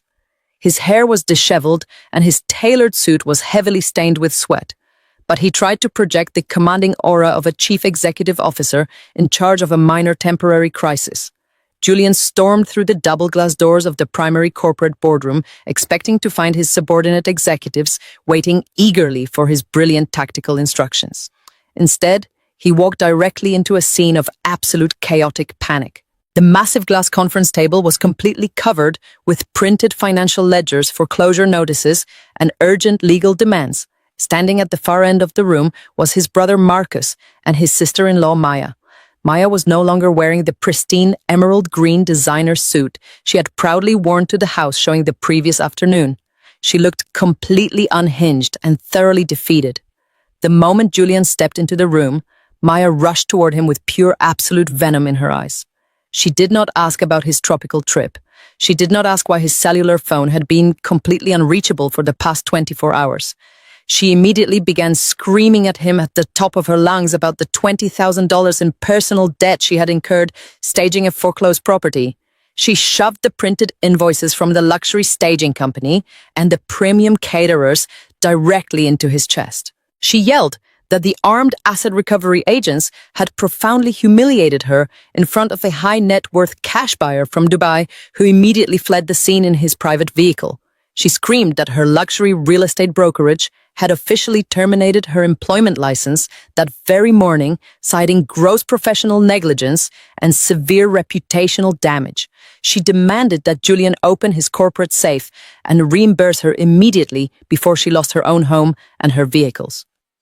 Marcus stepped forward and grabbed Julian's shoulder with a trembling hand. Marcus is an African-American man who built his entire superficial lifestyle by leeching off his brother's perceived corporate success.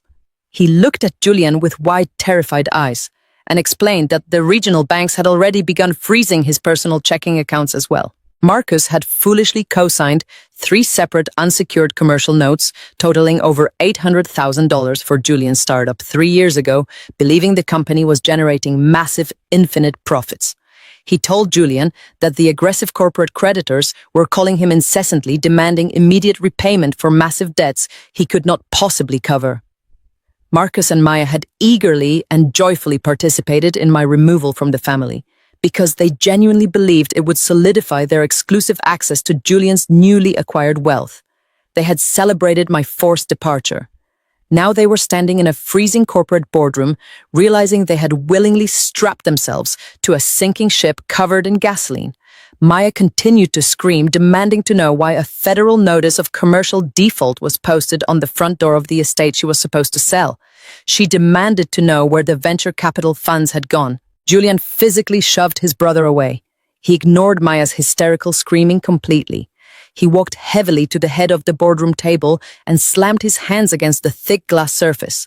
He yelled for his family members to shut up and step back. He looked around the room at the 3 junior board members who had rushed to the office in a panic after receiving automated alerts regarding the frozen corporate accounts. Julian announced in a loud, cracking voice that he was calling an immediate emergency shareholder vote to liquidate the entire corporate infrastructure. He stated that the company was currently under a hostile domestic attack by unknown financial terrorists, and the absolute only way to save their investments was to sell the hardware and empty the operating accounts within the next 2 hours. He demanded that the board members sign a digital authorization releasing all physical assets for immediate auction.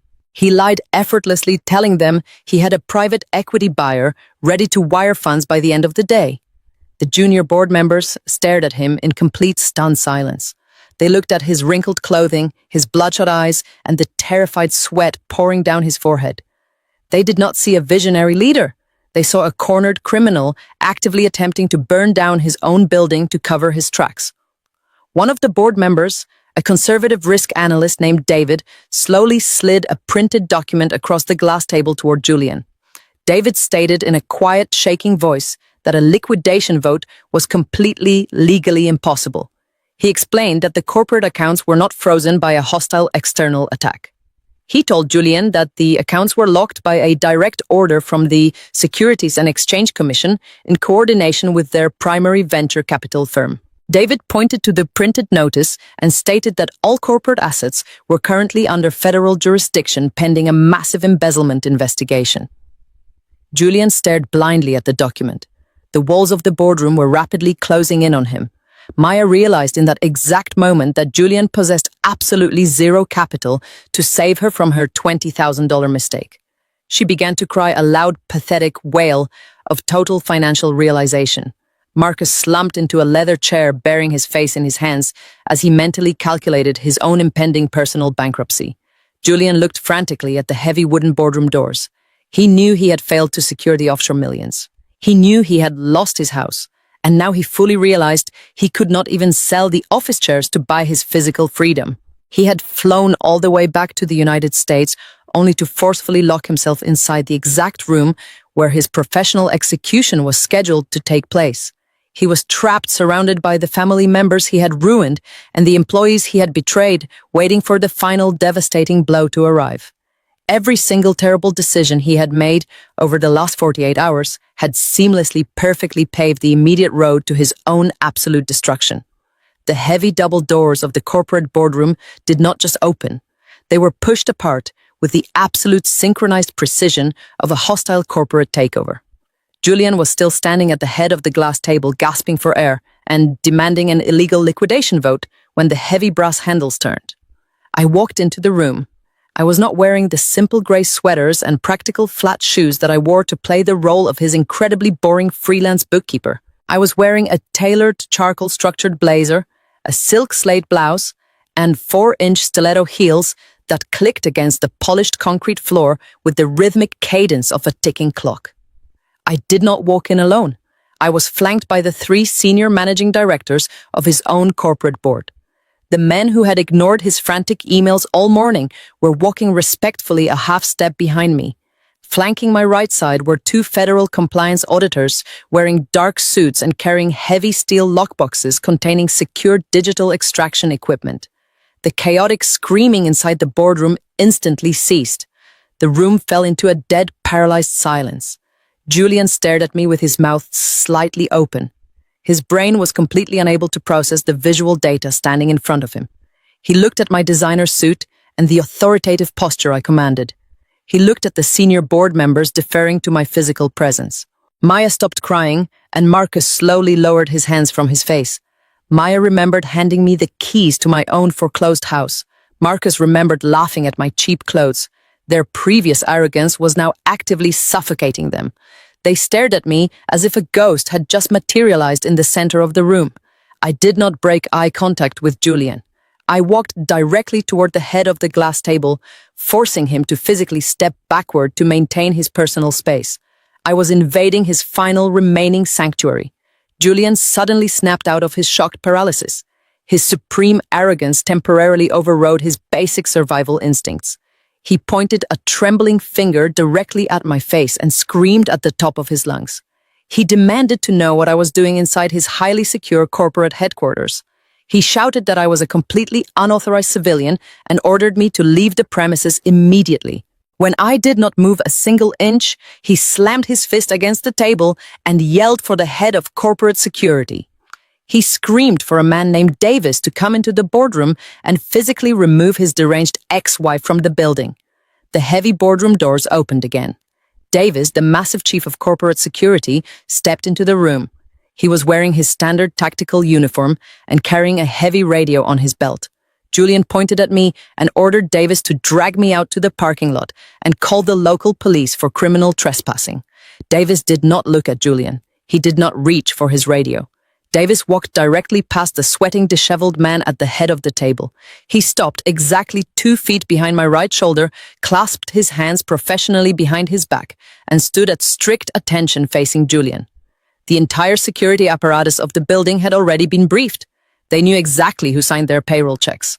Julian looked at the security chief and then back at me, his face contorted in absolute horrified confusion. He asked Davis what he was doing and ordered him to follow the direct commands of the chief executive officer. Davis spoke in a calm, deep voice. He informed Julian that he was currently following the direct commands of the supreme majority shareholder and the legal owner of the property. Maya let out a quiet, suffocating gasp from the corner of the room. She looked at the polished, authoritative version of the woman she had mercilessly bullied less than 24 hours ago. She realized with crushing finality that she had not just insulted a quiet housewife. She had actively antagonized a corporate titan who held the absolute power to destroy her entire family lineage. I reached into the leather briefcase carried by one of the federal auditors. I extracted a massive professionally bound document. It was a 400-page forensic audit detailing every single catastrophic financial failure, illegal transfer, and falsified revenue projection Julian had executed over the past 36 months. The audit was a meticulous legal weapon designed to dismantle his ego dollar by dollar. I lifted the heavy document and dropped it onto the center of the glass conference table. The impact sounded like a gunshot in the silent room. I looked Julian dead in the eyes and delivered the absolute unvarnished reality of his existence. I told him I was not his wife anymore, Julian. I told him our marriage officially died the exact second he forced me to sign his insulting separation agreement. I placed my hands flat on the cold glass table and leaned slightly forward. I told him I was not there to discuss our relationship. I told him I was his largest institutional creditor. I informed him that my venture capital firm had quietly purchased every single outstanding commercial debt, toxic loan, and corporate bond attached to his failing startup. I looked around the expensive boardroom at the custom leather chairs and the high-definition projection screens. I told Julian he was no longer the chief executive officer of anything. I told him he was currently trespassing in my building. The words hung in the freezing air-conditioned room like suspended execution blades. Julian violently shook his head. He stammered that the building was leased under a 10-year commercial contract signed entirely by his primary holding company. He insisted that he possessed the absolute legal right to occupy the executive suite, regardless of his current debt ratio. I smiled a cold surgical smile. I explained the fundamental mechanics of commercial debt restructuring to the man who thought I was too stupid to balance a checkbook. I told him that when the Securities and Exchange Commission formally flagged his attempted $4,200,000 offshore wire transfer as a federal felony, it triggered an automatic catastrophic breach of contract on all his commercial leases. I opened the thick forensic audit to the exact page detailing his corporate insolvency. I read the numbers aloud so his brother Marcus and his sister-in-law Maya could hear exactly how thoroughly he had destroyed them. I stated that his company currently held negative $14 million in liquid operating capital. I noted that he had fraudulently inflated his subscriber metrics by 300% to secure his last round of minority funding. I pointed directly to the junior board members standing frozen against the wall. I told them that the emergency liquidation vote Julian had just desperately demanded was completely illegal because he no longer held a single voting share of the company. I explained that at exactly 8 o'clock this morning, my private equity firm executed a hostile debt for equity swap, authorized by the federal bankruptcy courts. We converted his massive defaulted loans into absolute equity ownership. I owned 100% of the proprietary servers, the intellectual property, the office furniture, and the exact chair he was leaning against. I told him his access badges were permanently deactivated, his corporate email was locked, and his executive pension was entirely seized to compensate the minority investors he had actively defrauded. Marcus stepped forward and asked in a pathetic, trembling whisper if I was going to seize the family assets as well. I looked at the man who had actively encouraged my husband to sleep with a 24-year-old assistant. I told Marcus that his unsecured co-signed loans were officially classified as corporate collateral. I promised him my asset recovery team would be taking his luxury vehicles, his investment portfolios, and his personal residence by the end of the fiscal quarter. I turned my attention back to Julian. He was gripping the edge of the glass table so tightly his knuckles were completely white. He looked like a man who had just been dropped out of an airplane without a parachute. There was no escape hatch. There was no tropical island. There was only the cold, hard data printed on the pages in front of him. He realized that the boring bookkeeper he had mocked at expensive dinner parties was actually the supreme architect of his entire reality. He realized that every single dollar he thought he had earned over the last 5 years was simply an allowance I had permitted him to have. I told him the federal auditors standing behind me were officially taking physical possession of the corporate servers. I told him he had exactly 2 minutes to remove his hands from my glass table and walk out of my building before I instructed the security chief to physically throw him onto the pavement. I watched the digital clock on the wall shift to exactly 3:15 in the afternoon. Right on schedule, the heavy glass doors of the boardroom swung open for the final time. It was not another group of terrified executives or panicked family members attempting to salvage their ruined finances. It was the absolute swift hand of federal consequence. 4 uniformed officers from the local police department entered the room alongside 2 special agents wearing dark windbreakers with the letters FBI printed in bold yellow across the back. The room instantly smelled of polished leather and cold metal. Maya let out a sharp, terrified squeal and pressed her back flat against the far wall, trying to make herself as physically invisible as possible. Marcus simply closed his eyes and lowered his head, accepting the absolute ruin his brother had brought upon their family. The lead federal agent stepped forward and identified himself as Special Agent Harrison. He did not ask Julian for his name.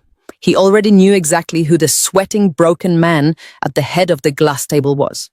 Harrison instructed his officers to secure the perimeter of the room and completely block both exits. Julian instinctively backed away from the table, his hands raised in a pathetic, trembling gesture of surrender.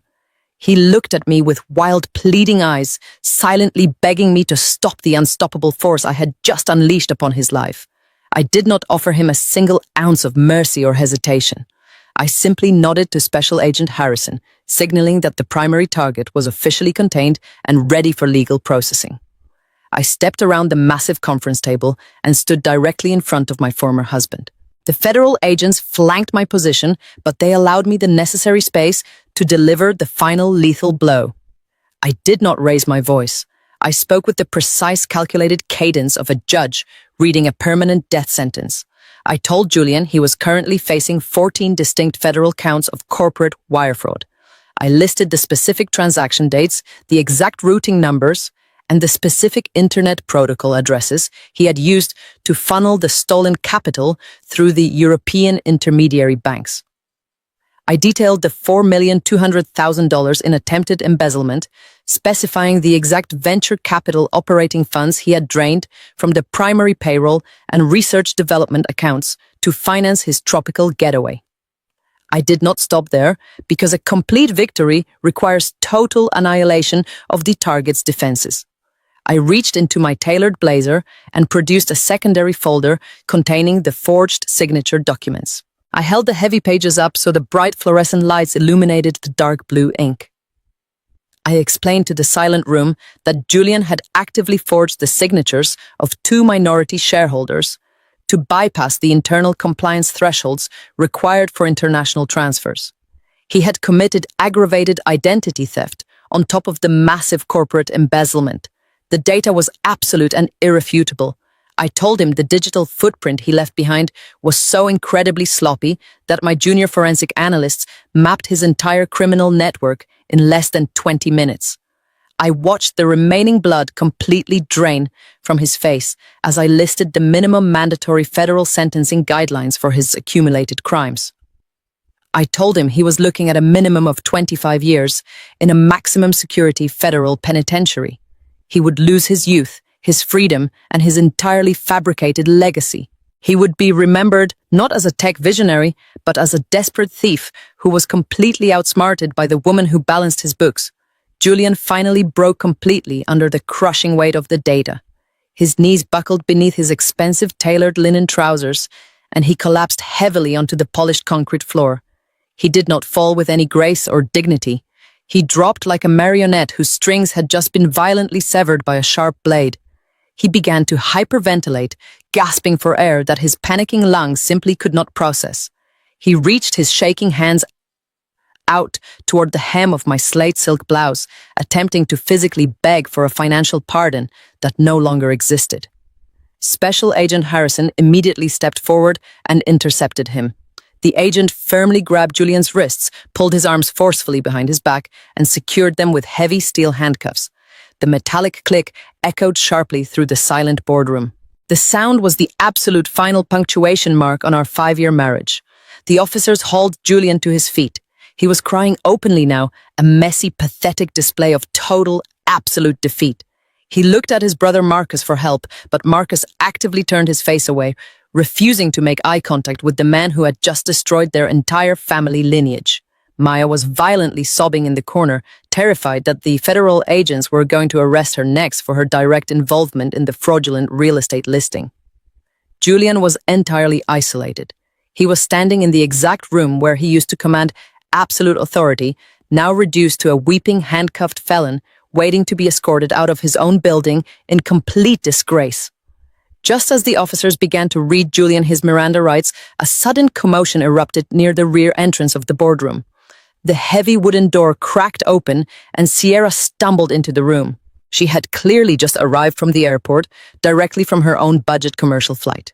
She was still wearing the same designer tracksuit she had worn in the Caribbean, but the fabric was heavily wrinkled and her carefully applied makeup was completely ruined from hours of panicked crying.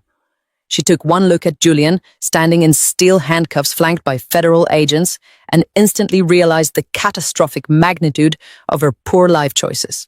She had attached her entire future to a man she thought was a billionaire, only to discover he was a completely broke criminal about to spend the rest of his life in federal prison. Sierra did not run to comfort him.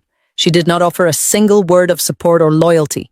Instead, she loudly and violently verbally attacked him in front of the entire boardroom.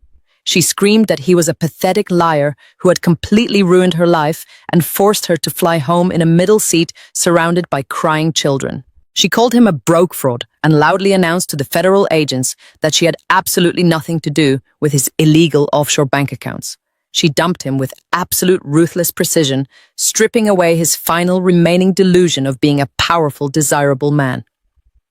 Julian squeezed his eyes shut, unable to bear the total public humiliation of his young mistress abandoning him in his darkest possible moment while his ex-wife watched in absolute silence.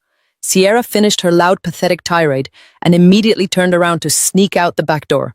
She took exactly 2 steps before a female federal agent stepped directly into her path, completely blocking the exit.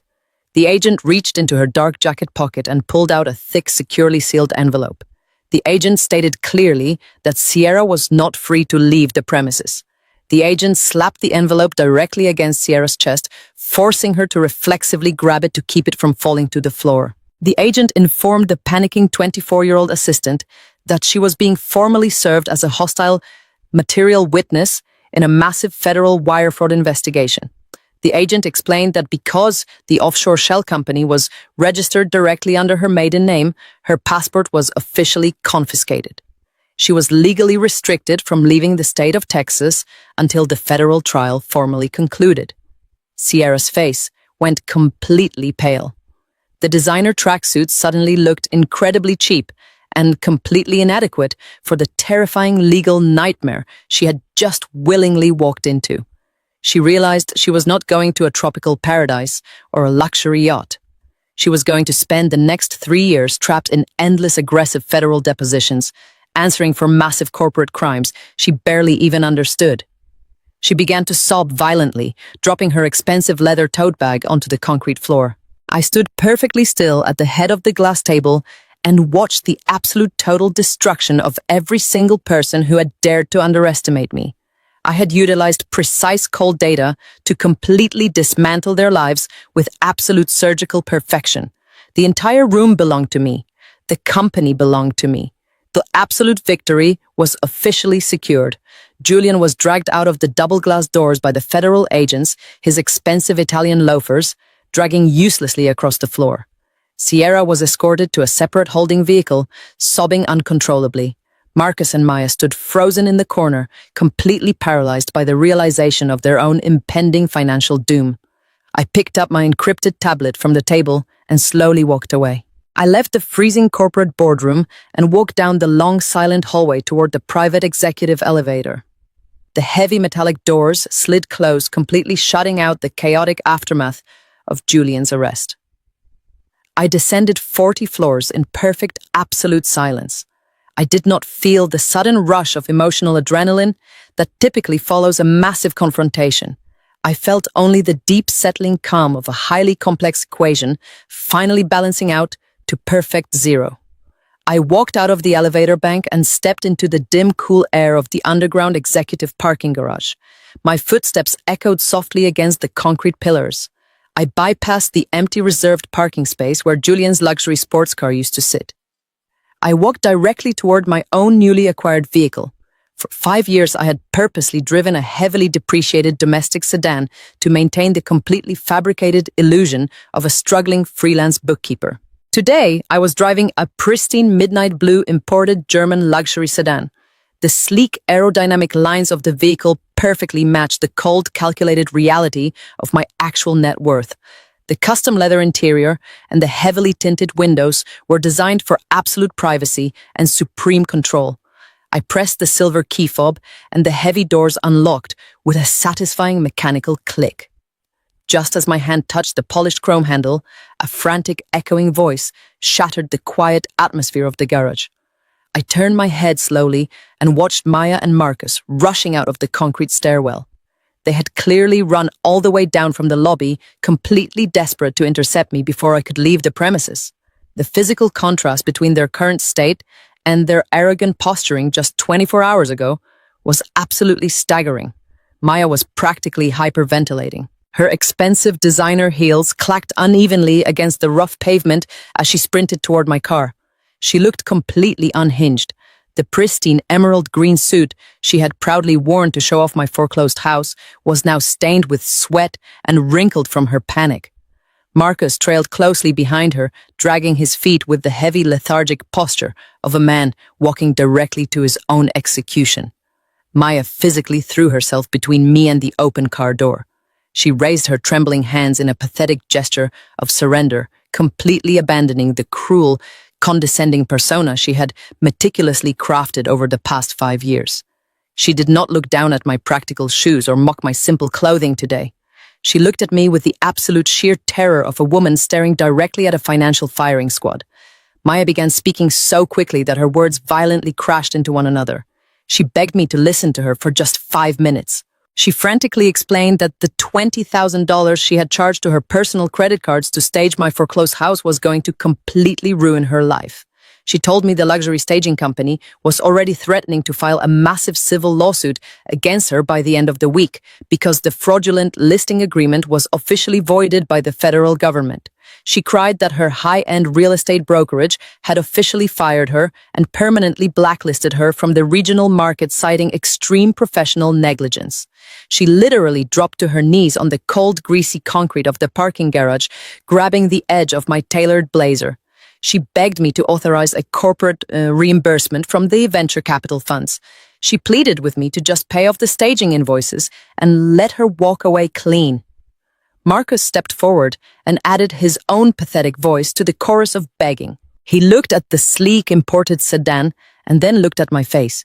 He stammered that his $800,000 in co-signed commercial loans were going to force him into immediate Chapter 7 bankruptcy.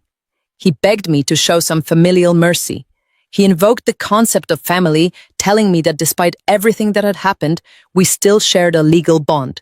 He asked me to simply erase his name from the corporate collateral ledgers and forgive the massive debt. He promised me that he and Maya would completely disappear and never bother me again if I just spared them from total financial annihilation. I stood perfectly still and looked down at the two people who had actively celebrated my forced removal from their elite social circle. I remembered Maya arrogantly waving the fraudulent listing agreement in my living room, telling me to pack my cheap bags and get out of her way. I remembered Marcus actively encouraging Julian to replace me with a 24-year-old assistant because he firmly believed my lack of pedigree was holding his brother back from achieving true greatness. They were not apologizing for their cruelty or their breathtaking greed. They were simply apologizing because they had accidentally aligned themselves with the losing side of a massive financial war. They were begging the boring bookkeeper to save them from the exact trap they had gleefully helped set for me. I reached down and firmly detached Maya's trembling hands from the premium fabric of my blazer. I did not raise my voice. I did not show a single flash of anger. I looked directly into Maya's tear-streaked face and then shifted my cold gaze to Marcus. I told him that the venture capital firm operated strictly on data and binding contracts, not on convenient sudden familial loyalty. I reminded them that less than 24 hours ago, they were both absolutely thrilled to watch me get thrown out onto the street with nothing but a single cheap suitcase. I opened the heavy door of my imported sedan and slid smoothly into the premium leather driver's seat. I pressed the ignition button, and the powerful engine roared to life, echoing fiercely off the concrete walls. Maya stood up and frantically grabbed the edge of the open window frame. I looked at her one final time. I delivered the absolute concluding reality of her situation. You wanted me out of the family, Maya. You got your wish. Enjoy the bankruptcy. I pressed the electronic control switch. The heavy tinted glass of the window glided upwards seamlessly, forcing Maya to snatch her fingers away before they were completely crushed. I shifted the sedan into drive and pressed the accelerator. I drove smoothly out of the dark underground garage and merged into the bright afternoon sunlight of the city, leaving the two of them standing completely alone in the dark, drowning in the massive debt they had so eagerly dug for themselves. 3 months is exactly 91 days. In the highly regulated corporate financial sector, 91 days is a standard quarterly reporting period. It is exactly enough time to liquidate a failing subsidiary, completely restructure a massive commercial debt portfolio, or, in my specific case, entirely erase a deceitful husband from the face of the earth. I sat comfortably in the back seat of a classic yellow taxicab, navigating the heavy congested afternoon traffic of downtown Austin, Texas. The air conditioning in the vehicle hummed with a familiar, comforting, mechanical vibration.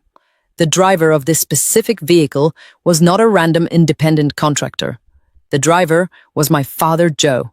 He was wearing his favorite faded denim jacket and steering the heavy car with the effortless, fluid precision of a man who had memorized every single pothole and blind intersection in the entire city. I looked up from my encrypted tablet and caught his eye in the rectangular rearview mirror. He did not say a single word to me. He did not need to offer any emotional validation. He just offered a slow, knowing smile of absolute quiet pride. It was the exact same vigilant smile he gave me 3 months ago when he called me from the airport terminal to report my husband and his young assistant. My father had been the initial critical tripwire that triggered the absolute destruction of a massive fraudulent empire. Today, he was simply giving his daughter a quiet, comfortable ride across town. I rested my hands flat on my lap. The screen of my digital tablet was completely dark. I did not need to monitor the corporate dashboards or the international banking portals this afternoon because the financial war was officially conclusively won. I already possessed the exact verified data regarding Julian's current miserable existence.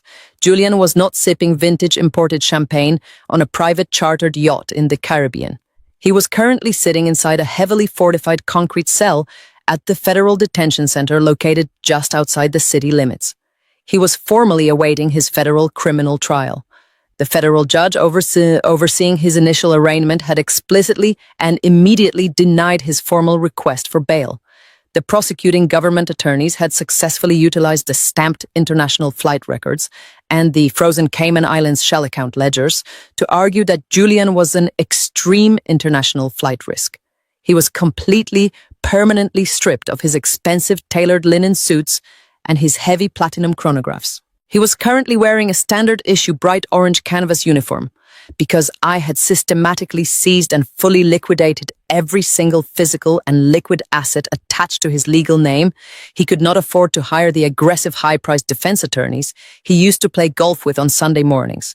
He was entirely dependent on an overworked, exhausted public defender who was desperately trying to negotiate a 20-year plea deal just to avoid a life sentence. His 24-year-old assistant Sierra had instantly turned into a highly cooperative, hostile state witness to save her own future. She had spent the last 90 consecutive days providing the Securities and Exchange Commission with every single password, encrypted email, and forged document Julian had ever carelessly left on his desk.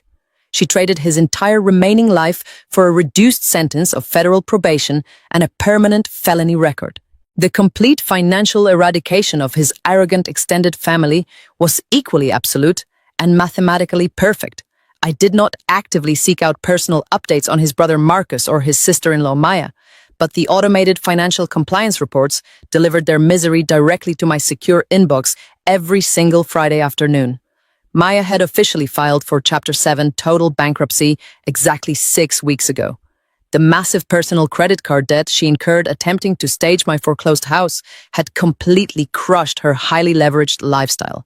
Without her luxury real estate license, she was entirely unemployable in the high-end corporate sector. She was currently working a minimum wage retail job at a suburban shopping mall.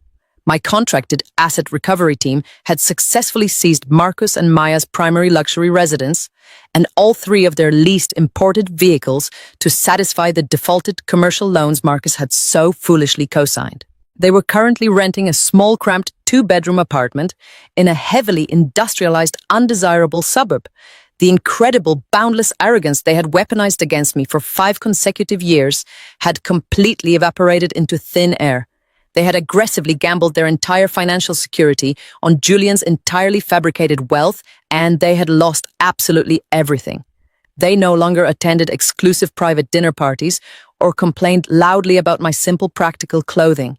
They were entirely consumed by the crushing, exhausting daily reality of manual labor and aggressive debt collectors. They wanted me out of their elite family ecosystem. They achieved their exact stated goal. I was completely safely removed from their toxic environment, and they were left holding the massive explosive financial grenade Julian had casually tossed into their laps. My father smoothly rotated the steering wheel and turned the taxi onto Congress Avenue. The heavy afternoon sun reflected brightly off the massive glass skyscrapers lining the busy street. We approached a major intersection and stopped at a red traffic light. I looked out the passenger side window at the towering 40-story commercial building dominating the entire corner of the block. This was the exact physical location where Julian had desperately attempted to force an illegal corporate liquidation vote. It was the exact room where the federal agents had placed him in heavy steel handcuffs. 3 months ago, the building had prominently displayed the sleek metallic logo of his failing technology startup. Today, that logo was completely permanently gone. It had been systematically removed and replaced with the massive understated steel emblem of Apex Vanguard Partners. The building did not just house the executive offices of my private venture capital firm. I legally personally owned the entire physical structure. When the corporate dust finally settled and the federal bankruptcy courts rapidly processed the mandatory debt for equity swap, I acquired the entire commercial real estate parcel for exactly 30 cents on the dollar. It was a completely flawless, brutal financial acquisition. I looked at the pristine glass facade and mentally reviewed the exact extreme profitability of the hostile corporate takeover. The proprietary intellectual property we seized from his ruined startup had already been repackaged, heavily upgraded, and exclusively licensed to a major international software conglomerate, generating an immediate 68% return on our initial venture capital investment.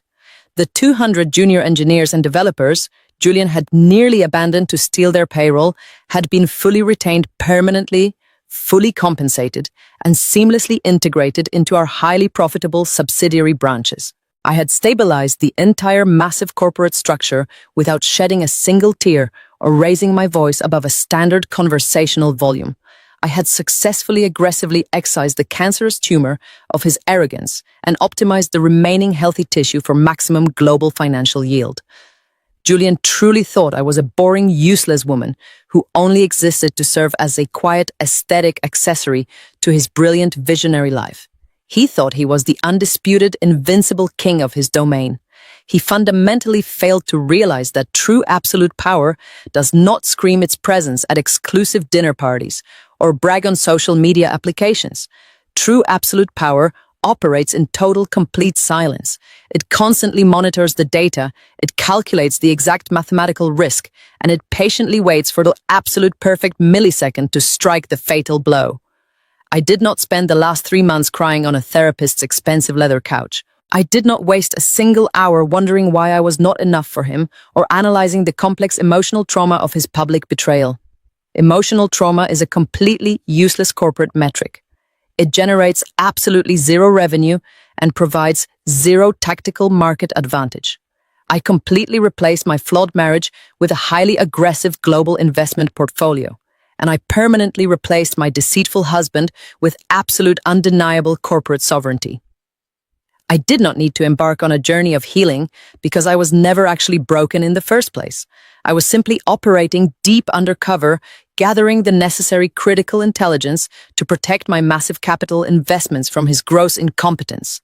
The legally binding separation agreement I forced him to electronically sign was currently professionally framed and hanging in the private executive bathroom of my new penthouse office. It was a daily visual reminder of the incredible lethal power of a legally executed document. It was the absolute ultimate financial receipt.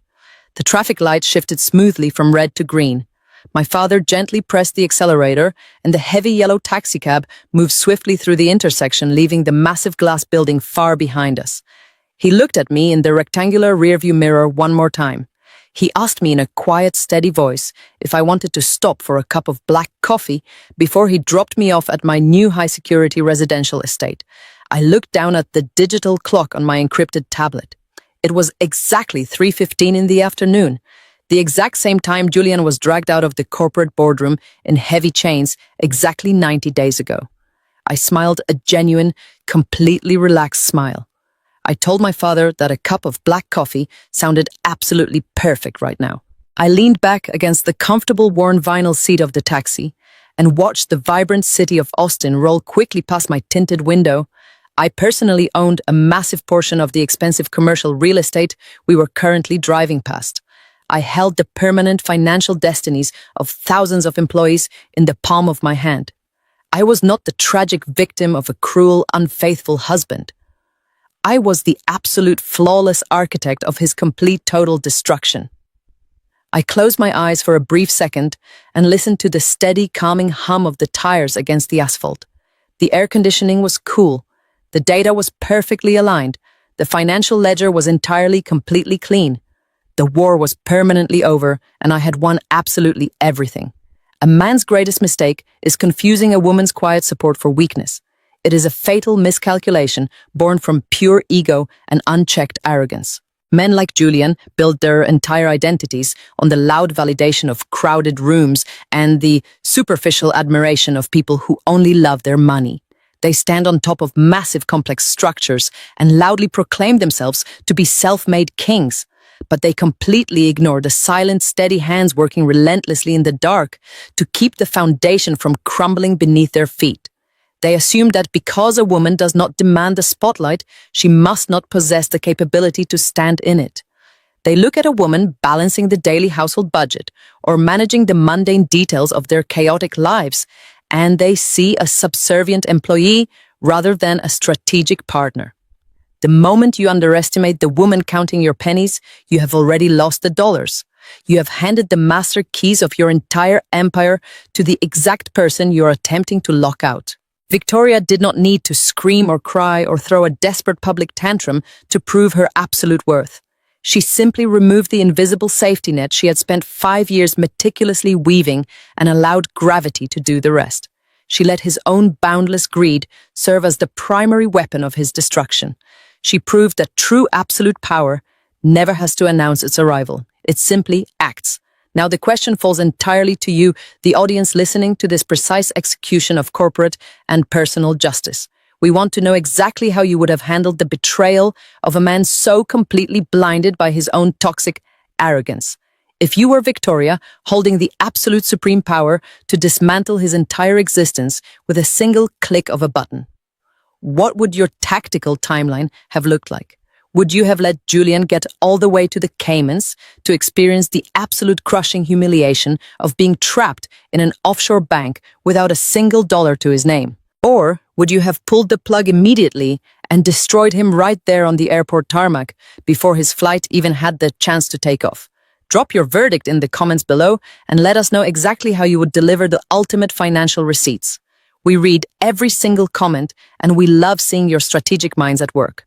If this story of cold, calculated justice had you completely hooked from the very first sentence, make sure you hit that like button right now. And do not forget to hit subscribe and turn on your notifications for more relentless revenge stories where the silent architects finally step out of the shadows and claim their absolute total victory. We promise to always bring you the highest quality content available anywhere on the entire platform. Thank you for watching today and stay sharp out there until our next incredible upload drops soon. Stay tuned.